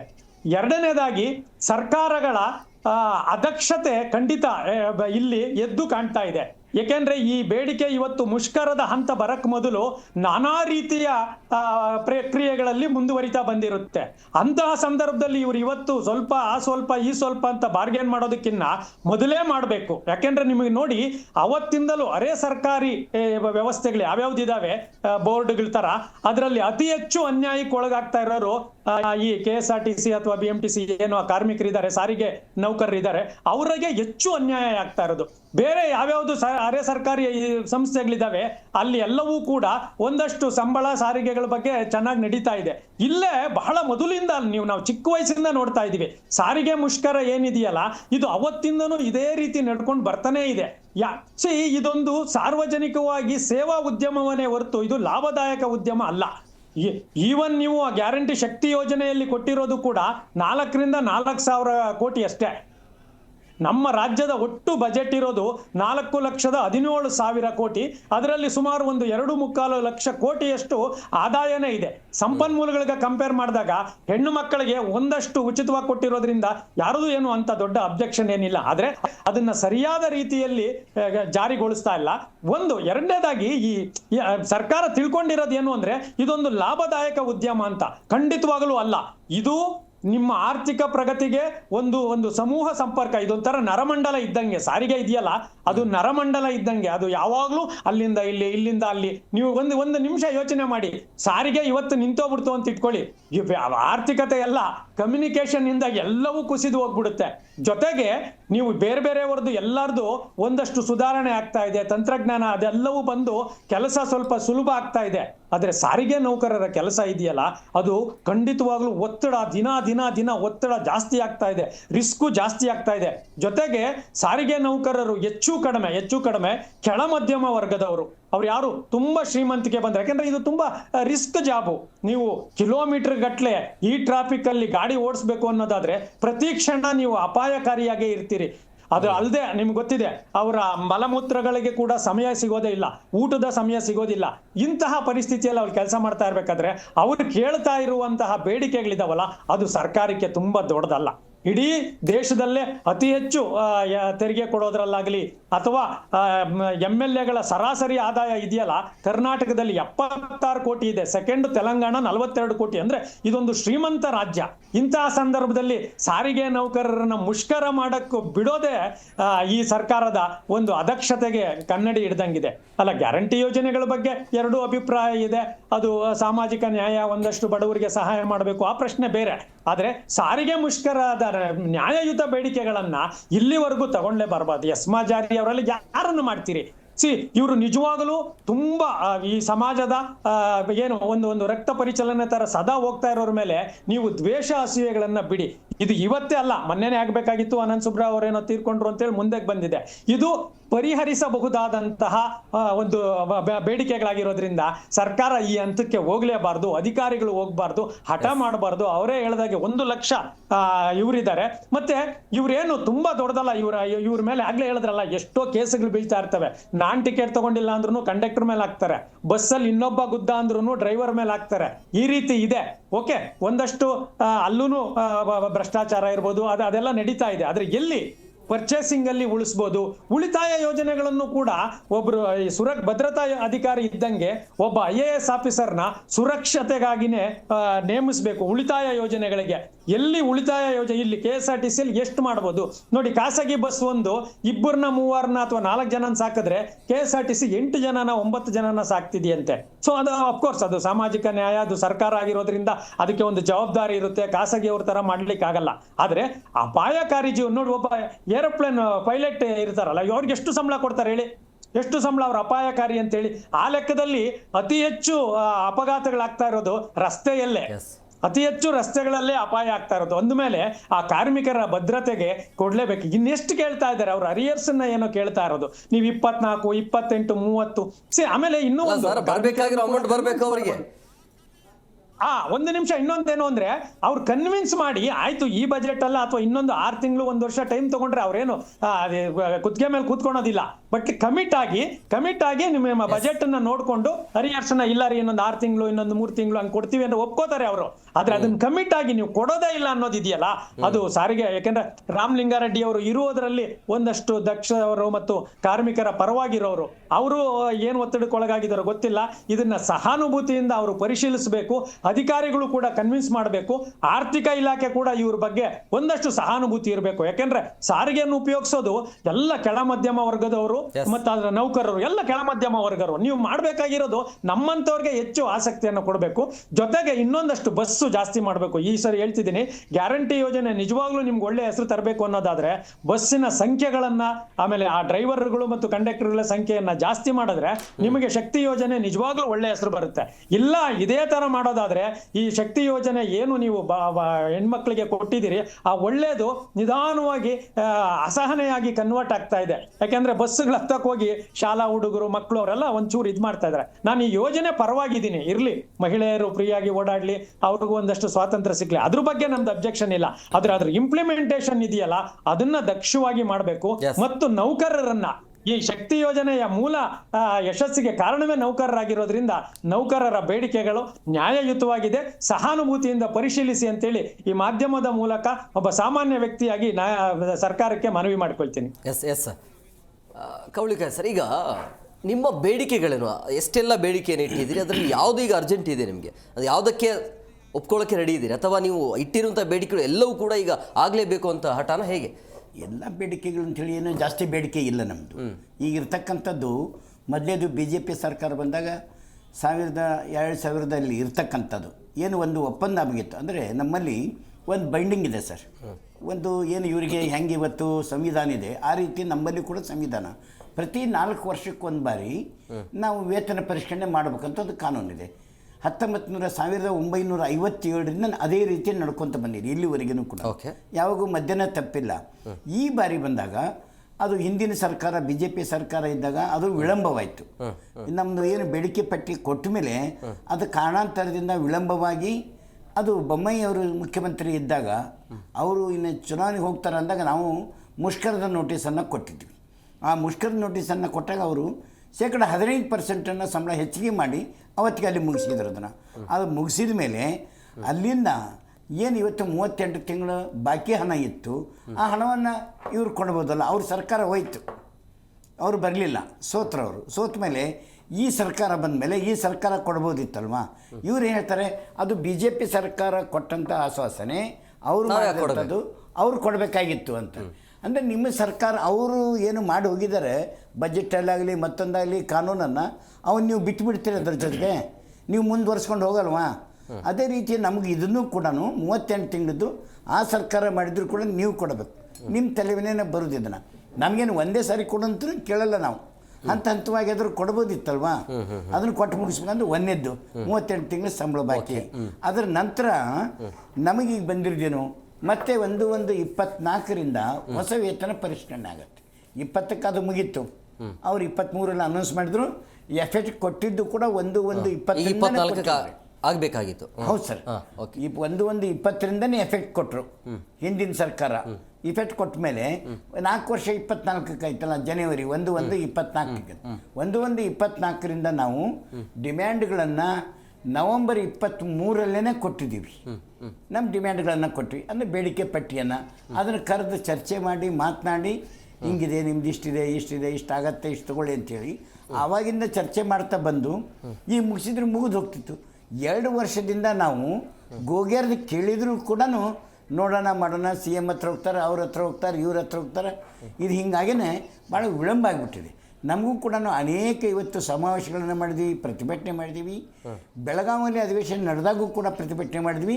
ಆವಾಗ ಮುಖ್ಯಮಂತ್ರಿಗಳ ಪರವಾಗಿ, ಸಾರಿಗೆ ಸಚಿವರ ಪರವಾಗಿ, ಕಾರ್ಮಿಕ ಸಚಿವರಾದಂಥ ಸಂತೋಷ್ ಲಾಡ್ ಅವರು ಬಂದು ಆ ಸ್ಥಳದಲ್ಲಿ ಮನವಿ ಪತ್ರ ತಗೊಂಡು ನಾಳೆ ಬರ್ತಕ್ಕಂಥ 24ರಲ್ಲೇ ಏನು ಜನವರಿಲಿ ಬರುತ್ತೆ ಸಂಕ್ರಾಂತಿ, ಆ ಸಂಕ್ರಾಂತಿ ಹಬ್ಬದೊಳಗೆ ನಿಮ್ಮ ಬೇಡಿಕೆನ ಈಡೇರಿಸ್ತೀವಿ ಅಂತ ಮಾತು ಕೊಟ್ಟಿದ್ದರು. ಅದು ಹೋಗಿ ಈ 25ನೇ ಸಂಕ್ರಾಂತಿನೂ ಹೋಯ್ತು. ಈಗ ಇನ್ನು ಮಾಡ್ತಾರಂತ ಏನು ಗ್ಯಾರಂಟಿ ಇವ್ರ ಬಗ್ಗೆ. ಇದರಿಂದ ನಮ್ಮ ಜನ ರೋಚಿಗಿದ್ದಾರೆ. ಮತ್ತು ಇವತ್ತು ಇಡೀ ರಾಜ್ಯದಲ್ಲಿ ಎಲ್ಲ ಸರ್ಕಾರಿ ನೌಕರಿಗಿಂತನೂ ಅತ್ಯಂತ ಕಡಿಮೆ ಸಂಬಳ ಇರೋದು ಸಾರಿಗೆ ಸಂಸ್ಥೆ ನೌಕರಿಗೆ ಮಾತ್ರ. ಇಷ್ಟೊಂದು ಕಡಿಮೆ ಸಂಬಳದಲ್ಲಿ ಅವರು ಜೀವನ ನಡೆಸೋದು ಹೆಂಗೆ, ಎಷ್ಟು ಕಷ್ಟ. ಇದನ್ನೇ ನೀವು 2000ರಲ್ಲಿ ಮಾಡಿದರೆ ಅಥವಾ 2024ರಲ್ಲಿ ನೀವು ಇದನ್ನು ಜಾರಿಗೆ ತೊಗೊಂಬಂದಿದ್ರೆ ಅಷ್ಟಾದರೂ ಕೂಡ ಅನುಕೂಲ ಆಗಿತ್ತು ಜನರಿಗೆ. ಇದು ಆಗಬೇಕಾಗಿದ್ದು. ನಮ್ದು ಇರತಕ್ಕಂಥದ್ದೇನು, ಈ 4 ವರ್ಷಕ್ಕೊಮ್ಮೆ ಏನು ಆಗಬೇಕಂತ ಒಪ್ಪಂದ ಇದೆ, ಆ ಒಪ್ಪಂದವನ್ನು ಜಾರಿ ಮಾಡಿ. ನೀವು ಹೆಂಗೆ ಇವತ್ತು ಅದಕ್ಕೊಂದು ಬೈಬಲ್ಲು, ಕುರಾನು, ಮತ್ತೊಂದು ಭಗವದ್ಗೀತೆ ಇದ್ದಂಗೆ ಸಂವಿಧಾನ ಇದೆ, ಅದ್ರ ಪ್ರಕಾರ ನಾವು ಹೋಗ್ತೀವಿ ಅಂತೀರಿ. ಇದರಲ್ಲಿ ಕೂಡ ಅದೇ ಇದೆ. ಪ್ರತಿ 4 ವರ್ಷಕ್ಕೊಂದ್ಸರಿ ನಾವು ಇವತ್ತು ವೇತನ ಪರಿಷ್ಕರಣೆ ಮಾಡಬೇಕಾಗ್ತದೆ. ಅದನ್ನು ಮಾಡಿದರೆ ಸಾಕು ನಮಗೆ. ಅದೇನು ಇರಲಿಲ್ಲ, ಇಲ್ಲಿವರೆಗೆ ಎಳೆದು ತರೋದು ಇರಲಿಲ್ಲ. ಮತ್ತೊಂದು ಹೇಳ್ಬೇಕಂದ್ರೆ ತಮಗೆ ಅರೇರ್ಸಿದ್ದನ್ನು ಉಳಿಸ್ಕೊಂಡಿದ್ದನ್ನು ಸರ್ಕಾರ ಕೊಡ್ಬೋದು ಸರ್. ಹಿಂದಿನ ಸರ್ಕಾರ ಏನು ಉಳಿಸಿತ್ತು ಅದನ್ನು ಸರ್ಕಾರ ಕೊಡ್ಬೋದು. ಆದರೆ ಈ ಒಂದು ವೇತನ ಪರಿಷ್ಕರಣೆ ಇದೆ, 1/1/24ರಿಂದ ಆಗ್ತಕ್ಕಂಥ ವೇತನ ಪರಿಷ್ಕರಣೆ ಸರ್ಕಾರಕ್ಕೆ ಸಂಬಂಧವೇ ಇಲ್ಲ. ಇದನ್ನು ಆಡಳಿತ ವರ್ಗ ನಮ್ಮ ಸಂಘಟನೆಗಳನ್ನು ಕರೆದು ನಮ್ಮ ಬೇಡಿಕೆಗಳನ್ನ ಚರ್ಚೆ ಮಾಡಿ ಅವರೇ ಇತ್ಯರ್ಥಪಡಿಸಬೇಕು. ಇತ್ಯರ್ಥಪಡಿಸಿ ಒಂದು ಸರಿ ಆಗಿಲ್ಲ ಅಂದರೆ, ಅವರ ನಮ್ಮ ಮಧ್ಯೆ ಆಗಿಲ್ಲ ಅಂದಾಗ ಆವಾಗ ನಾವು ಮುಖ್ಯಮಂತ್ರಿಗಳ ಹತ್ರ ಕಳಿಸ್ಬೋದಿತ್ತು. ಇವರು ಒಂದೇ ಸಾರಿ ಅಲ್ಲಿಗೆ ಕಳಿಸಿದರು. ಮುಖ್ಯಮಂತ್ರಿಗಳು ಇದನ್ನೆಲ್ಲ ಬಿಟ್ಟರು. 4 ವರ್ಷಕ್ಕೊಮ್ಮೆ ಸರಿ ಅಂದಿದ್ದನ್ನು ನಾ 22ರಲ್ಲಿ ಮಾಡ್ತೀನಿ ಅಂತಾರೆ ಅವರು. 22ರಲ್ಲಿ ಮಾಡೋದಂದ್ರೆ ಇದು ಯಾವ ಕಾನೂನಲ್ಲಿದೆ, ಎದರ ಪ್ರಕಾರ ಮಾಡ್ತೀವಿ, ಇದನ್ನು ನಾವು ಒಪ್ಕೊಂಡಿಲ್ಲ. ಆದ್ದರಿಂದ ನಮ್ದು ಏನೇ ಇದ್ದರೂ ಕೂಡ 1/1/24ರಿಂದನೇ ವೇತನ ಪರಿಷ್ಕರಣೆ ಆಗಬೇಕು. ಅದನ್ನು ಬಿಟ್ಟರೆ ನಾವು ಒಪ್ಕೊಳ್ಳೋದಿಲ್ಲ ಅಂತ ನಮ್ಮದು ಒಂದು ಮುಖ್ಯವಾಗಿರ್ತಕ್ಕಂಥದ್ದು. ಮತ್ತು ಅಲ್ಲಿ ನಾವು 25% ವೇಜಸ್ ಹೈಕ್ ಕೇಳಿದ್ದೀವಿ. ಅದರಲ್ಲಿ ನೆಗೋಷಿಯಬಲ್. ನಮ್ಮ ಹೇಳಿ ಮಾತುಕತೆ ಅಕ್ರಾಸ್ ದಿ ಟೇಬಲ್ ಕೂಡ್ರಿ, ಮಾತುಕತೆ ಮಾತಾಡಿ. ನಾವು 25 ಕೇಳಿದ್ರೆ 25 ಕೊಡ್ಬೇಕಂತಿಲ್ಲ. ನಿಮ್ಮದು ಒಂದು ಆರ್ಥಿಕ ಪರಿಸ್ಥಿತಿ ಮೀಟಿಂಗ್ ಆಗ್ತಿಲ್ಲ ಅಂತ ಹೇಳ್ತಾರೆ, ಆಗಬೇಕು, ಅದನ್ನು ನೋಡ್ಕೊಡ್ಬೇಕು ಅಂತ ನಾವು ಕೇಳ್ತೀವಿ. ಅದರಲ್ಲಿರ್ತಕ್ಕಂಥದ್ದನ್ನು ಅದನ್ನು ಇವರು ಮಾಡ್ತಾನೇ ಇಲ್ಲ. ನಮ್ಮ ಸಾರಿಗೆ ಸಚಿವರಾದಂಥ ರಾಮಲಿಂಗಾರೆಡ್ಡಿಯವರು CM ಭೇಟಿಯಾಗಿಲ್ಲ, CMನ ಕೇಳಿ ಮಾಡ್ತೀನಿ ಅಂತ ಅವ್ರು ಹೇಳ್ತಾರೆ. CMಗೆ ಭೇಟಿ ಆದರೆ ರಾಮಲಿಂಗಾರೆಡ್ಡಿಯವರು ನೋಡ್ಕೋತಾರೆ, ನಾನು ಅದನ್ನು ಅವ್ರಿಗೆ ಹೇಳ್ತೀನಿ ಅಂತ ಹೇಳ್ತಾರೆ. ಇವ್ರ ಮೇಲೆ ಅವರು, ಅವ್ರ ಮೇಲೆ ಇವರು. ಹೀಗೆ 2 ವರ್ಷ ಮಾಡಿದ್ರು. 2 ವರ್ಷ ಕಾದು ಸುಸ್ತಾಗಿ ಈಗ ನಾವು ಈ ಹೋರಾಟಕ್ಕೆ ಇಳಿಬೇಕಾದ್ದು ಅನಿವಾರ್ಯ ಆಗಿದೆ ಸರ್. ಮಾತಾಡೋಣ, ಬ್ರೇಕ್ನ ಸಮಯ ಆಗಿದೆ. ವಿವೇಕಾನಂದ ಸರ್ ಹಾಗೆ ಸಂಪರ್ಕದಲ್ಲಿರಿ, ಬ್ರೇಕ್ನ ಸಮಯ ಆಗಿದೆ, ಬ್ರೇಕ್ ತೊಗೊಂಡು ಬಂದುಬಿಡ್ತೀನಿ. ಬ್ರೇಕ್ ಆದ ಬಳಿಕ ಈಗ ಹೋರಾಟ ಅಂತೂ ತೀವ್ರಗತಿಯಲ್ಲಿ ಸಾಗ್ತಾ ಇದೆ. ಸೊ ಯಾರ ಮಾತನ್ನು ಕೇಳುವಂಥ ಪರಿಸ್ಥಿತಿಯಲ್ಲಿ ಹೋರಾಟಗಾರರು ಇಲ್ಲ. ಸಂಜೆ 4 ಗಂಟೆಗೆ ಡೆಡ್ಲೈನ್ ಇದೆ. ಅದರ ಜೊತೆಗೆ ನಾಳೆ ಒಂದು ವೇಳೆ ಮುಷ್ಕರ ಆದರೆ ಏನೆಲ್ಲ ಸಮಸ್ಯೆ ಆಗತ್ತೆ. ಆಮೇಲೆ ಅಧಿಕೃತವಾಗಿ ನಾಳೆ ಬಸ್ ಓಡಾಟ ಮಾಡುತ್ತಾ ಇಲ್ಲ. ಚಂದ್ರೇಗೌಡರು ಈಗ 26 ತಿಂಗಳದ್ದು ಹಿಂಬಾಕಿಯನ್ನು ನಾವು ಕೊಡ್ತೀವಿ ಅಂತ ಹೇಳ್ತಿದ್ದಾರೆ. ಅದನ್ನು ಒಪ್ಕೊಂಡು ಹಂತವಾಗಿ ಸರಿ ಮಾಡ್ಕೋಬಹುದಲ್ಲ? ಈ ಹಠಕ್ಕೆ ಬಿದ್ದಿರೋದು ಯಾಕೆ? ಒಂದು ಸರಿ ಒಪ್ಕೊಂಡ್ರೆ ಅದು ಅಲ್ಲಿಗೆ ಮುಗೀತು ಅಂತ. ಯಾವುದೇ ಇನ್ನು ಮುಂದೆ ಸರ್ಕಾರ ಕೊಡುತ್ತೆ ಅಥವಾ ಆಡಳಿತ ವರ್ಗ ಕೊಡುತ್ತೆ ಅನ್ನೋದು ಅದೆಲ್ಲ ಸುಳ್ಳು. ಈಗ ನಮ್ಮ ಜಂಟಿ ಸಮಿತಿ ಕೂತು ಚರ್ಚೆ ಮಾಡಿದರೆ ನೀವು 38 ತಿಂಗಳಲ್ಲಿ ಬಾಕಿ ಎಷ್ಟು ಕೊಡ್ಬೋದು ಅಂತ ಕೂತು ನಾವು ಹೇಳ್ತೀವಿ ಅದ್ರ ಬಗ್ಗೆ ಏನು ಅಂತ ನಿಮ್ಮ ಇದ್ರದ್ದೆಲ್ಲ ನಾನು ನೋಡ್ಕೊಂಡು ಆವಾಗ ಅದು ಏನು ಅನ್ನೋದು ಗೊತ್ತಾಗುತ್ತೆ. ಅದ್ರ ಜೊತೆಗೆ ಒಂದು 24ರದ್ದು ನೀವೇನು 1-4-25ರಿಂದ ಮಾಡ್ತೀವಿ ಅನ್ನೋದು ಅದು ಯಾರೂ ಒಪ್ಪ ಅಂತದಲ್ಲ. ನಮಗೆ ಈ ಸಾರಿಗೆ ನೌಕರರಿಗಿರ್ತದ್ದು 4 ವರ್ಷದ ಒಪ್ಪಂದ. ಆ ಒಪ್ಪಂದನೇ ನಮಗೆ ಬೇರೆ ಅಲ್ಲಿಂದ ನಮಗೆ ಬೇರೆ ಥರ ಯಾವುದೇ ಇದು ಇಲ್ಲ. ಆ 4 ವರ್ಷಕ್ಕೆ ಈ ಕಾರ್ಮಿಕರು ಕಾಯ್ತಾ ಇರ್ತಾರೆ, ಯಾವಾಗ 4 ವರ್ಷ ನಮಗೆ ಬರ್ತಪ್ಪ, ಯಾವಾಗ ಸಂಬಳ ಇದು ಜಾಸ್ತಿ ಆಗುತ್ತೆ ಅಂತ. ಅಂಥದ್ದೇ ನೀವು 1 ವರ್ಷ 2 ವರ್ಷ ತೊಗೊಂಡೋಗಿ ಮುಂದೆ ಹಾಕ್ಕೊಂಡೋಗಿ ನಾವು ಈ ವರ್ಷಕ್ಕೆ ಮಾಡ್ತೀವಿ ಆ ವರ್ಷಕ್ಕೆ ಅಂದರೆ ಸಾರಿಗೆ ನೌಕರಿಗೆ ಮಾಡಿದಂಥ ಅನ್ಯಾಯ ನೀವು. ಯಾಕೆಂದರೆ ನಿಮ್ಮ ಒಂದು ಯೋಜನೆಯನ್ನು ನಾವು ತೊಗೊಂಡು ಇಷ್ಟೆಲ್ಲ ಹೊತ್ಕೊಂಡು ಓಡಾಡಿದರೂ ಕೂಡ ಸಾರಿಗೆ ನೌಕರರಿಗೆ ನೀವು ಕೊಡ್ತಕ್ಕಂಥ ಒಂದು ಸವಲತ್ತನ್ನು ನೀವು ಹಿನ್ನಡೆ ಮಾಡ್ತೀರಂದರೆ ಇದು ಸಾರಿಗೆ ನೌಕರು 1 ಲಕ್ಷ ಜನ ಒಪ್ಪೋದಿಲ್ಲ, ಯಾವುದೇ ಜಂಟಿ ಸಮಿತಿ ಒಪ್ಪೋದಿಲ್ಲ. ನಾನು ಕೇಳ್ಕೊಳ್ಳೋದಷ್ಟೇ, ಒಂದು ರಾಜ್ಯ ಸರ್ಕಾರದ ರಾಜ್ಯ ಮುಖ್ಯಮಂತ್ರಿಗಳಿರ್ಬೋದು ಅಥವಾ ರಾಮಲಿಂಗಾರೆಡ್ಡಿ ಸಾರಿಗೆ ಮಂತ್ರಿಗಳು ಈಗಲೂ ನೀವು ಇವತ್ತು ಕೂಡ ಕರೆದು ಒಂದು ಮಾತುಕತೆಯನ್ನು ಮಾಡಿ ಏನು 26 ತಿಂಗಳು ನಾವು ಕೊಡ್ತೀವಿ ಅಂತ ಹೇಳಿದ್ರಿ, ಆ ಒಂದು ಹೆಜ್ಜೆಯನ್ನು ನೀವು ಬಂದರೆ ಅದು 38 ಆಗೇ ಆಗುತ್ತೆ. ನಿಮ್ಗೆ ಯಾವ ದೊಡ್ಡ ಹೊರೆ ಇಲ್ಲ. ಅದು ಕೇವಲ ಈಗ ನೀವು ಹೇಳಿದ್ರೆ 1272 ಕೋಟಿ 98 ಲಕ್ಷ ಏನು ಕೂಡ ಒಪ್ಪಿದ್ದೀರಿ. ಅದ್ರ ಜೊತೆಗೆ ಇನ್ನೊಂದು 500 ಕೋಟಿ ನಿಮಗೆ ಈ ಸರ್ಕಾರಕ್ಕೆ 500 ಕೋಟಿ ಅಂತ ದೊಡ್ಡದಲ್ಲ. ಯಾಕೆಂದರೆ ನೀವು ನಮಗೆ 6000 ಕೋಟಿಯವರೆಗೂ ನಮಗೆ ಶಕ್ತಿ ಯೋಜನೆ ದುಡ್ಡು ಬಾಕಿ ಕೊಡಬೇಕಾಗಿದೆ. ಅದನ್ನು ನಾವೇನು ನಿಮಗೆ ಕೇಳ್ತಾ ಇಲ್ಲ. ಆದರೆ ನೀವು ಕೊಡ್ತಕ್ಕಂಥದ್ದು ಏನಿದೆ ಈಗ 1272 ಕೋಟಿಗೆ ಇನ್ನೊಂದು 500 ಚಿಲ್ಲರೆ ಕೋಟಿ ಸೇರಿಸಿದರೆ ಅದು 38. ಯಾಕೆಂದರೆ ಇವ್ರು ಕೊಡೋದು ಏನು 30-35 ವರ್ಷ ದುಡ್ದಂಥರು 2020 ಏನು ಕೋವಿಡಲ್ಲಿ ಬಂದಿದೆ, ಆ ಕೋವಿಡಲ್ಲಿ ನಿವೃತ್ತಿಯಾದರು, ಆ ನಿವೃತ್ತಿಯ ಕೋವಿಡಲ್ಲಿ ಸತ್ತರು, ಅವರಿಗೆ ಅನ್ಯಾಯ ಆಗುತ್ತಿದ್ದು. ಅವ್ರಿಗೆ ಅನ್ಯಾಯ ಆಗಬಾರ್ದು. ಯಾಕಂದರೆ 30-35-40 ವರ್ಷ ದುಡ್ದಂತನೂ ಆ ಕೋವಿಡಲ್ಲಿ ಸತ್ತಿ ಅವನಿಗೆ ಬರ್ತಕ್ಕಂಥ ಏನು ಬಾಕಿ ಹಣ ಅವ್ರಿಗೆ ಸಿಗೋದಿಲ್ಲ ಇವ್ರು ಕೊಟ್ಟಂಥ ದುಡ್ಡಿನಲ್ಲಿ. ಅದರಿಂದ ಅವ್ರಿಗೆ ಅನ್ಯಾಯ ಮಾಡೋಕ್ಕೆ ಹೋಗಬೇಡಿ. ಕೋವಿಡ್ನಲ್ಲಿ ಸತ್ತಂಥ ಏನು ಕಾರ್ಮಿಕರದ್ದು ಅವ್ರಿಗೆ ಅನ್ಯಾಯ ಮಾಡಬೇಡಿ. ಇದ್ರ ಜೊತೆಗೆ ನೀವು ಆ ಬಾಕಿ ಏನು ಇನ್ನೊಂದು 500 ಕೋಟಿ ಸೇರಿಕೊಟ್ರೆ ಆ 38 ತಿಂಗಳಾಗುತ್ತೆ. ಅದ್ರ ಜೊತೆಗೆ ಏನು 1-24 ವೇತನ ಪರಿಷ್ಕರಣೆ ಇದೆ, ಅದೂ ಕೂಡ ನೀವು ಒಂದು ಹೆಜ್ಜೆ ಹಿಂದಕ್ಕೆ ಬಂದು ತಿರ್ಗಾ 1-24ರಿಂದ ಮಾಡಿ ಏನು 25% ನಾವು ಕೇಳಿದ್ವಿ ಅದನ್ನು ನಮ್ಮ ಜಂಟಿ ಸಮಿತಿ ಕೂತು ಚರ್ಚೆ ಮಾಡಿ ನಮ್ಮ ಕೈಲಿ ಇಷ್ಟು ಕೊಡೋಕ್ಕಾಗುತ್ತೆ ಅದನ್ನು ಚರ್ಚೆ ಮಾಡಿ ಬಾಗಿದ್ರೆ ಇದು ಫಲಪ್ರದ ಆಗುತ್ತೆ, ಅದು ಆಗುತ್ತೆ ಅಂತ ನಾವಿದ್ವಿ. ಅದನ್ನು ಬಿಟ್ಟು ನೀವು ಏನು ಇವತ್ತು ನಡೀತಾ ಇದೆ ಸಂಘರ್ಷಕ್ಕೆ ನೀವು ಇದನ್ನು ಕರೆದು ಮಾತಾಡಲಿಲ್ಲ ಅಂದರೆ ಇವತ್ತು 4 ಗಂಟೆಗೆ ಏನು ಅದು ತೀರ್ಮಾನ ಆಗುತ್ತೆ. ಅದು ಮುಷ್ಕರ ನಾವು ಮಾಡಿದ್ರೆ ವಿಧಿಯಿಲ್ಲ. 2 ವರ್ಷ 2 ತಿಂಗಳು ಕಳೆದುಬಿಟ್ಟಿದ್ದೀವಿ ಈಗಲೇ, ಮುಂದೆ ಕಾಯೋ ಪರಿಸ್ಥಿತಿ ಇಲ್ಲ. ಅದರಿಂದ ನಾವು ಕೇಳ್ತಾ ಇರೋದಿಷ್ಟೇ, ಇದು ಸರ್ಕಾರ ಒಪ್ಪಿ ಮುಂದೆ ಈ ಚರ್ಚೆ ಮಾಡಬೇಕು ನಮ್ಮ ಜೊತೆ ಅಂತ ನಾವು ಕೇಳ್ಕೊತೀವಿ. ಎಸ್ ವಿವೇಕಾನಂದ ಸರ್, ಒಂದು ವೇಳೆ ನಾಳೆ ಬಸ್ ಓಡಾಟ ಮಾಡಿಲ್ಲ ಅಂದರೆ ಏನೆಲ್ಲ ಸಮಸ್ಯೆ ಆಗಬಹುದು ಅಂತೇಳಿ, ಕಾರ್ಮಿಕರು ಆಗಿರ್ಬೋದು, ರೋಗಿಗಳಿರ್ತಾರೆ, ಆಮೇಲೆ ಸರ್ಕಾರಕ್ಕೂ ಕೂಡ ಎಫೆಕ್ಟ್ ಆಗುತ್ತಲ್ವ? ಖಂಡಿತವಾಗ್ಲೂ ಬಸ್ ಮುಷ್ಕರದಿಂದ ಆಗೋದೇ ಸಾರ್ವಜನಿಕರಿಗೆ ನೇರವಾದ ತೊಂದರೆಗಳು ನೇರವಾಗಿ ಆಗ್ತಾ ಇರುತ್ತೆ. ಯಾಕಂದ್ರೆ ನಿಮಗೆ ಗೊತ್ತಿದೆ ಒಂದು ದಿನಕ್ಕೆ ಎಷ್ಟು ಜನ ಇಡೀ ರಾಜ್ಯಾದ್ಯಂತ ಓಡಾಡ್ತಾರೆ ಅಂತೇಳಿ. ಅಷ್ಟು ಜನರಲ್ಲಿ ಒಂದು 10% ಜನ ಬೇರೆ ಬೇರೆ ಆಲ್ಟರ್ನೇಟಿವ್ ಮಾಡ್ಬೋದು, ಪ್ರೈವೇಟ್ ವೆಹಿಕಲ್ಲು ಅದು ಮಾಡ್ಬೋದು. ಇನ್ನು 90% ಜನಗಳಿಗೆ ಕೇವಲ ಅಷ್ಟೇ ಅಲ್ಲ, ನಿಮಗೆ ತರಕಾರಿಗಳಿರ್ಬೋದು, ಹಣ್ಣಿರ್ಬೋದು, ಆಫೀಸ್ಗಳಿಗಿರ್ಬೋದು, ಗಾರ್ಮೆಂಟ್ಸ್ ಫ್ಯಾಕ್ಟ್ರಿಗಳಿಗಿರ್ಬೋದು, ತೀರಾ ಬೇಸಿಕ್ ನೆಸೆಸಿಟಿ ಏನಿರುತ್ತೆ ಅವ್ರಿಗೆಲ್ಲ ತೊಂದರೆ ಆಗುತ್ತೆ. ಆಮೇಲೆ ಇದೇನು ಬಗೆಹರಿಸಲಾಗದ ಸಮಸ್ಯೆ ಅಲ್ಲ, ಇದೇನೋ ತೀರಾ ಗಾಢವಾಗಿ ಆಳವಾಗಿ ಸಮಯ ತಗೊಂಡು ಮಾಡುವಂಥದ್ದಲ್ಲ. ಇದು ಹಣಕಾಸಿನ ಸಮಸ್ಯೆ. ಈ ಹಣಕಾಸಿನ ಸಮಸ್ಯೆ ಆಗಿರೋದ್ರಿಂದ ಈಗ ನೋಡಿ, ಒಂದು ವೇಳೆ KSRTC ಅಥವಾ ಇವೆರಡು ಸೇರಿ ಸಾರಿಗೆ ನೌಕರರು ಒಂದು 24 ಅಥವಾ 48 ಗಂಟೆ ಮುಷ್ಕರ ಮಾಡಿದ್ರು ಅಂತ ಇಟ್ಕೊಳ್ಳಿ, ಈ 548 ಕೋಟಿ ಏನಿದೆಯಲ್ಲ ಅಷ್ಟು ನಷ್ಟ ಆಗ್ಬಿಡುತ್ತೆ. ನಾನು ಅಂದಾಜು ಹೇಳ್ತಿದ್ದೀನಿ, ಡೈರೆಕ್ಟ್ ಮತ್ತು ಇಂಡೈರೆಕ್ಟ್. ಆದ್ರೆ ಸರ್ಕಾರ ಬರೋದಕ್ಕೆ ಸರ್ಕಾರಕ್ಕೆ ಟ್ಯಾಕ್ಸ್ ಬರಬೇಕಾಗುತ್ತೆ, ಬೇರೆ ಬೇರೆ ಹೋಗುತ್ತಲ್ಲ. ನಿಮ್ಗೆ ಒಂದು ದಿನಕ್ಕೆ ಇಡೀ ರಾಜ್ಯದಲ್ಲಿ ಒಂದು 5,000 ಕೋಟಿನೋ 10,000 ಕೋಟಿನೋ ವ್ಯಾಪಾರ ಆಗುತ್ತೆ ಅಂತ ಇಟ್ಕೊಳ್ಳಿ, ಅದ್ರದ್ದು ಟ್ಯಾಕ್ಸ್ ಒಂದು 15-18% ಅಂತ ಹೇಳಿದ್ರೆ ಎಷ್ಟು ಬರುತ್ತೆ? ಅಷ್ಟೇ ಲಾಸ್ ಆಗ್ಬಿಡುತ್ತೆ. ಸೊ ಅದರಿಂದ ನಿಜವಾಗ್ಲೂ ಇದು ಬಹಳ ಸರಳವಾದ ವಿಷಯ. ಹೌದು, ಸರ್ಕಾರಿ ನೌಕರರು ಒಂದ್ ಸ್ವಲ್ಪ ಹಠ ಮಾಡ್ಬೋದು, ಕನ್ವಿನ್ಸ್ ಮಾಡುವಂತ ಶಕ್ತಿ ಅವ್ರಿಗೂ ಇರುತ್ತೆ. ಅಂದ್ರೆ ನಂಬಿಕೆಗಳು ಇಲ್ಲ ಇಲ್ಲಿ. ಯಾಕೆಂದ್ರೆ ಅವ್ರು 4 ವರ್ಷಕ್ಕೊಂದ್ಸರಿ ವೇತನ ಪರಿಷ್ಕರಣೆ ಅಂತ ಇದೆಯಲ್ಲ, ಒಂದ್ಸರಿ ಕಾನೂನು ಮಾಡಿದ್ಮೇಲೆ ಮಾಡಿ ಎಲ್ಲಾರ್ಗು. ನೀವೀಗ ಸಾಫ್ಟ್ವೇರ್ ಅವರು ಅಥವಾ ಬೇರೆ ಬೇರೆಯವರೆಲ್ಲ ವರ್ಷ ಜಾಸ್ತಿ ಮಾಡ್ತಾ ಇರ್ತಾರೆ 5% ಅಂತ. ಮನೆ ಬಾಡಿಗೆ ಜಾಸ್ತಿ ಆಗ್ತಾ ಇರುತ್ತೆ, ಕರೆಂಟ್ ಬಿಲ್ಲು, ವಾಟರ್ ಬಿಲ್ಲು ಜಾಸ್ತಿ ಆಗುತ್ತೆ. ಸೊ ಸಹಜವಾಗಿನೇ ದಯವಿಟ್ಟು ಈ ತರದ ವಿಷಯಗಳನ್ನು ಕೂಡ ಸರ್ಕಾರಿ ನೌಕರರಿಗೂ ಆದಷ್ಟು ಕಡೆ ಆಟೋಮೆಟಿಕ್ ಆಗಿ ಆಗೋತಾರೆ ಜನರೇಟು.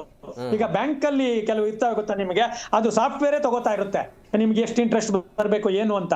ಅದೇ ತರ ಈ ನಿಯಮಗಳನ್ನು ಕೂಡ ಖಂಡಿತವಾಗ್ಲೂ ಸರ್ಕಾರದವರು ಅಂದ್ರೆ ನೆಗ್ಲೆಕ್ಟ್ ಮಾಡ್ತಾರೆ. ಅಯ್ಯೋ ಅವ್ರ ಕಾರ್ಮಿಕರಲ್ವಾ ನೋಡೋಣ, ಮತ್ತೆ ಹಿಂದಿನಿಂದ ಇವ್ರು ಏನೋ ಸ್ಟ್ರೈಕ್ ಮಾಡಿ ನಮ್ಮ ಹತ್ರ ಏನ್ ಮಾಡ್ಕೊಳಕ್ ಸಾಧ್ಯ ಆಯ್ತು, ಈ ದುರಾಂಕಾರದ ಮನೋಭಾವ ಆಡಳಿತಗಾರರಿಗೆ ಇರಬಾರದು. ಯಾಕೆಂದ್ರೆ ಇವರೇನು ಸರ್ಕಾರಕ್ಕೆ ಥ್ರೆಟ್ಟೇನಲ್ಲ. ಸರ್ಕಾರದವರಿಗೆ ಎಸ್ಮಾ ಜಾರಿ ಮಾಡಿ ಇನ್ನೊಂದು ಮಾಡಿ ಇವರನ್ನ ಎದುರಿಸಿದ್ದಾರೆ, ಕೇಸೆಲ್ಲ ಹಾಕ್ಸಿದ್ದಾರೆ. ಸರ್ಕಾರಿ ನೌಕರರು ಏನು ಸರ್ಕಾರಕ್ಕೆ ಒಂದು ದೊಡ್ಡ ಇವರೇನಲ್ಲ, ಶತ್ರುಗಳೇನಲ್ಲ, ಅವರು ನಮ್ಮವ್ರೆ. ಅದರಿಂದ ನೀವು ಕೇಳಿರೋ ಪ್ರಶ್ನೆ ಏನಿದೆ, ತೊಂದರೆ ಏನಾಗುತ್ತೆ ಅಂದ್ರಲ್ಲ, ತೊಂದರೆ ಜಾಸ್ತಿನೇ ಆಗುತ್ತೆ. ಸರ್ಕಾರ ಇವತ್ತು ಮನ್ಸು ಮಾಡಿದ್ರೆ ನಾನು ಆಗ್ಲೇ ಹೇಳ್ದಂಗೆ 500 ಕೋಟಿ 300 ಕೋಟಿ ಅಲ್ಲೇ ಆದಾಯ ಬಂದ್ಬಿಡುತ್ತೆ. ಅಥವಾ ಬಸ್ಸುಗಳನ್ನ ಇನ್ನೊಂದ್ ಸ್ವಲ್ಪ ಕ್ರಮಬದ್ಧವಾಗಿ ನೀವು ಓಡಿಸಿದ್ದೆ ಆದ್ರೆ ಅಲ್ಲೂ ಸರ್ಕಾರಕ್ಕೆ ಆದಾಯ ಬರುತ್ತಲ್ಲ. ಈಗ ಶಕ್ತಿ ಯೋಜನೆಯಲ್ಲಿ ನಿಮ್ಗೆ ಅಷ್ಟ ಆದಾಯ ಜಾಸ್ತಿನೇ ಬರುತ್ತೆ. ಸೊ ಅಂದ್ರೆ ಈ ಸ್ಟ್ರೈಕ್ಗೆ ಬಿಟ್ಟಿರೋದು ಖಂಡಿತವಾಗ್ಲೂ ಒಳ್ಳೇದಲ್ಲ. ಸೊ ಒಂದ್ ಸ್ವಲ್ಪ ಈಗ ಅವರೇ ಹೇಳ್ತಿದ್ದಾರೆ, ಯಾರು ಈಗ ಸಾರಿಗೆ ನೌಕರರ ಪ್ರತಿನಿಧಿಗಳು ಹೇಳ್ತಾ ಇದ್ದಾರೆ, ಕ್ರಾಸ್ ದ ಟೇಬಲ್ ಕೂತ್ಕೊಳ್ಳೋಣ, ಇನ್ನೊಂದು 500 ಕೋಟಿ ಅಷ್ಟೇ ನಮ್ಗೆ ನೆಗ್ಲೆಕ್ಟ್ ಆಗ್ತಾ ಇರೋದು. ಅದು ಬಜೆಟ್ ಬರ್ತಾ ಇದೆ, ಈ ಸರಿ ಬಜೆಟ್ 17 ಕೋಟಿಯಿಂದ 4,17,000 ಕೋಟಿಯಿಂದ ಇನ್ನೂ ಒಂದಷ್ಟು ಜಾಸ್ತಿ ಆಗುತ್ತೆ. 500 ಕೋಟಿಯನ್ನ ಕೊಟ್ಟು ಇಲ್ಲ, ನಾನು ಹೇಳ್ತೀನಲ್ಲ, ನಿಜವಾಗ್ಲೂ ಅಂತಃಕರಣ ಪೂರಿತವಾಗಿ ಜಾಸ್ತಿ ಜನ ಬೇಕಾಗೇ ಇಲ್ಲ. ಸಾರಿಗೆ ಪ್ರತಿನಿಧಿಗಳು ಒಂದಿಬ್ರು, ಸಾರಿಗೆ ಇಲಾಖೆ ಆಯುಕ್ತರು ಮತ್ತು ಸಾರಿಗೆ ಸೆಕ್ರೆಟರಿ, ಮುಖ್ಯಮಂತ್ರಿಗಳು, ಸಾರಿಗೆ ಮಂತ್ರಿಗಳು, ಇಷ್ಟೇ ಜನ ಕೂತ್ಕೊಂಡು. ಯಾಕಂದ್ರೆ ಇದು ದೊಡ್ಡ ವಿಷಯ. ಮುಖ್ಯಮಂತ್ರಿಗಳಲ್ಲಿ ನಾನು ಬ್ಯುಸಿ ಇದ್ದೀನಿ, ನಾನು ಅದಿದ್ದೀನಿ ಅಂತ ಹೇಳುವಂಗಿಲ್ಲ. ಇದು ಬಹಳ ಇಂಪಾರ್ಟೆಂಟ್ ವಿಷಯ. ಸ್ಟ್ರೈಕ್ ಆಗೋಗ್ಬಿಟ್ರೆ ಪರ್ಯಾಯ ವ್ಯವಸ್ಥೆ ಮಾಡ್ಲಿಕ್ಕೆ ಅವ್ರಿಗೆ 500 ಕೋಟಿ ಬೇಕಲ್ಲ.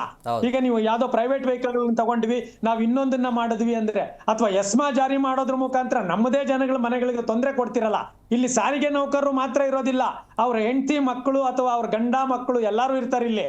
ಸೊ ನೀವ್ ಯಾರ ಮೇಲಾದ್ರೂ ಆಕ್ಷನ್ ತಗೊಂಡ್ರೆ ನಮ್ಮದೇ ಪ್ರಜೆಗಳ ಮೇಲೆ ನೀವು ಆಕ್ಷನ್ ತಗೊಂಡಾಗುತ್ತೆ. ಅದಕ್ಕೆ ಹೇಳೋದು, ತಾಯಿಯ ಮಮಕಾರ ಇರಬೇಕು ಯಾವತ್ತು.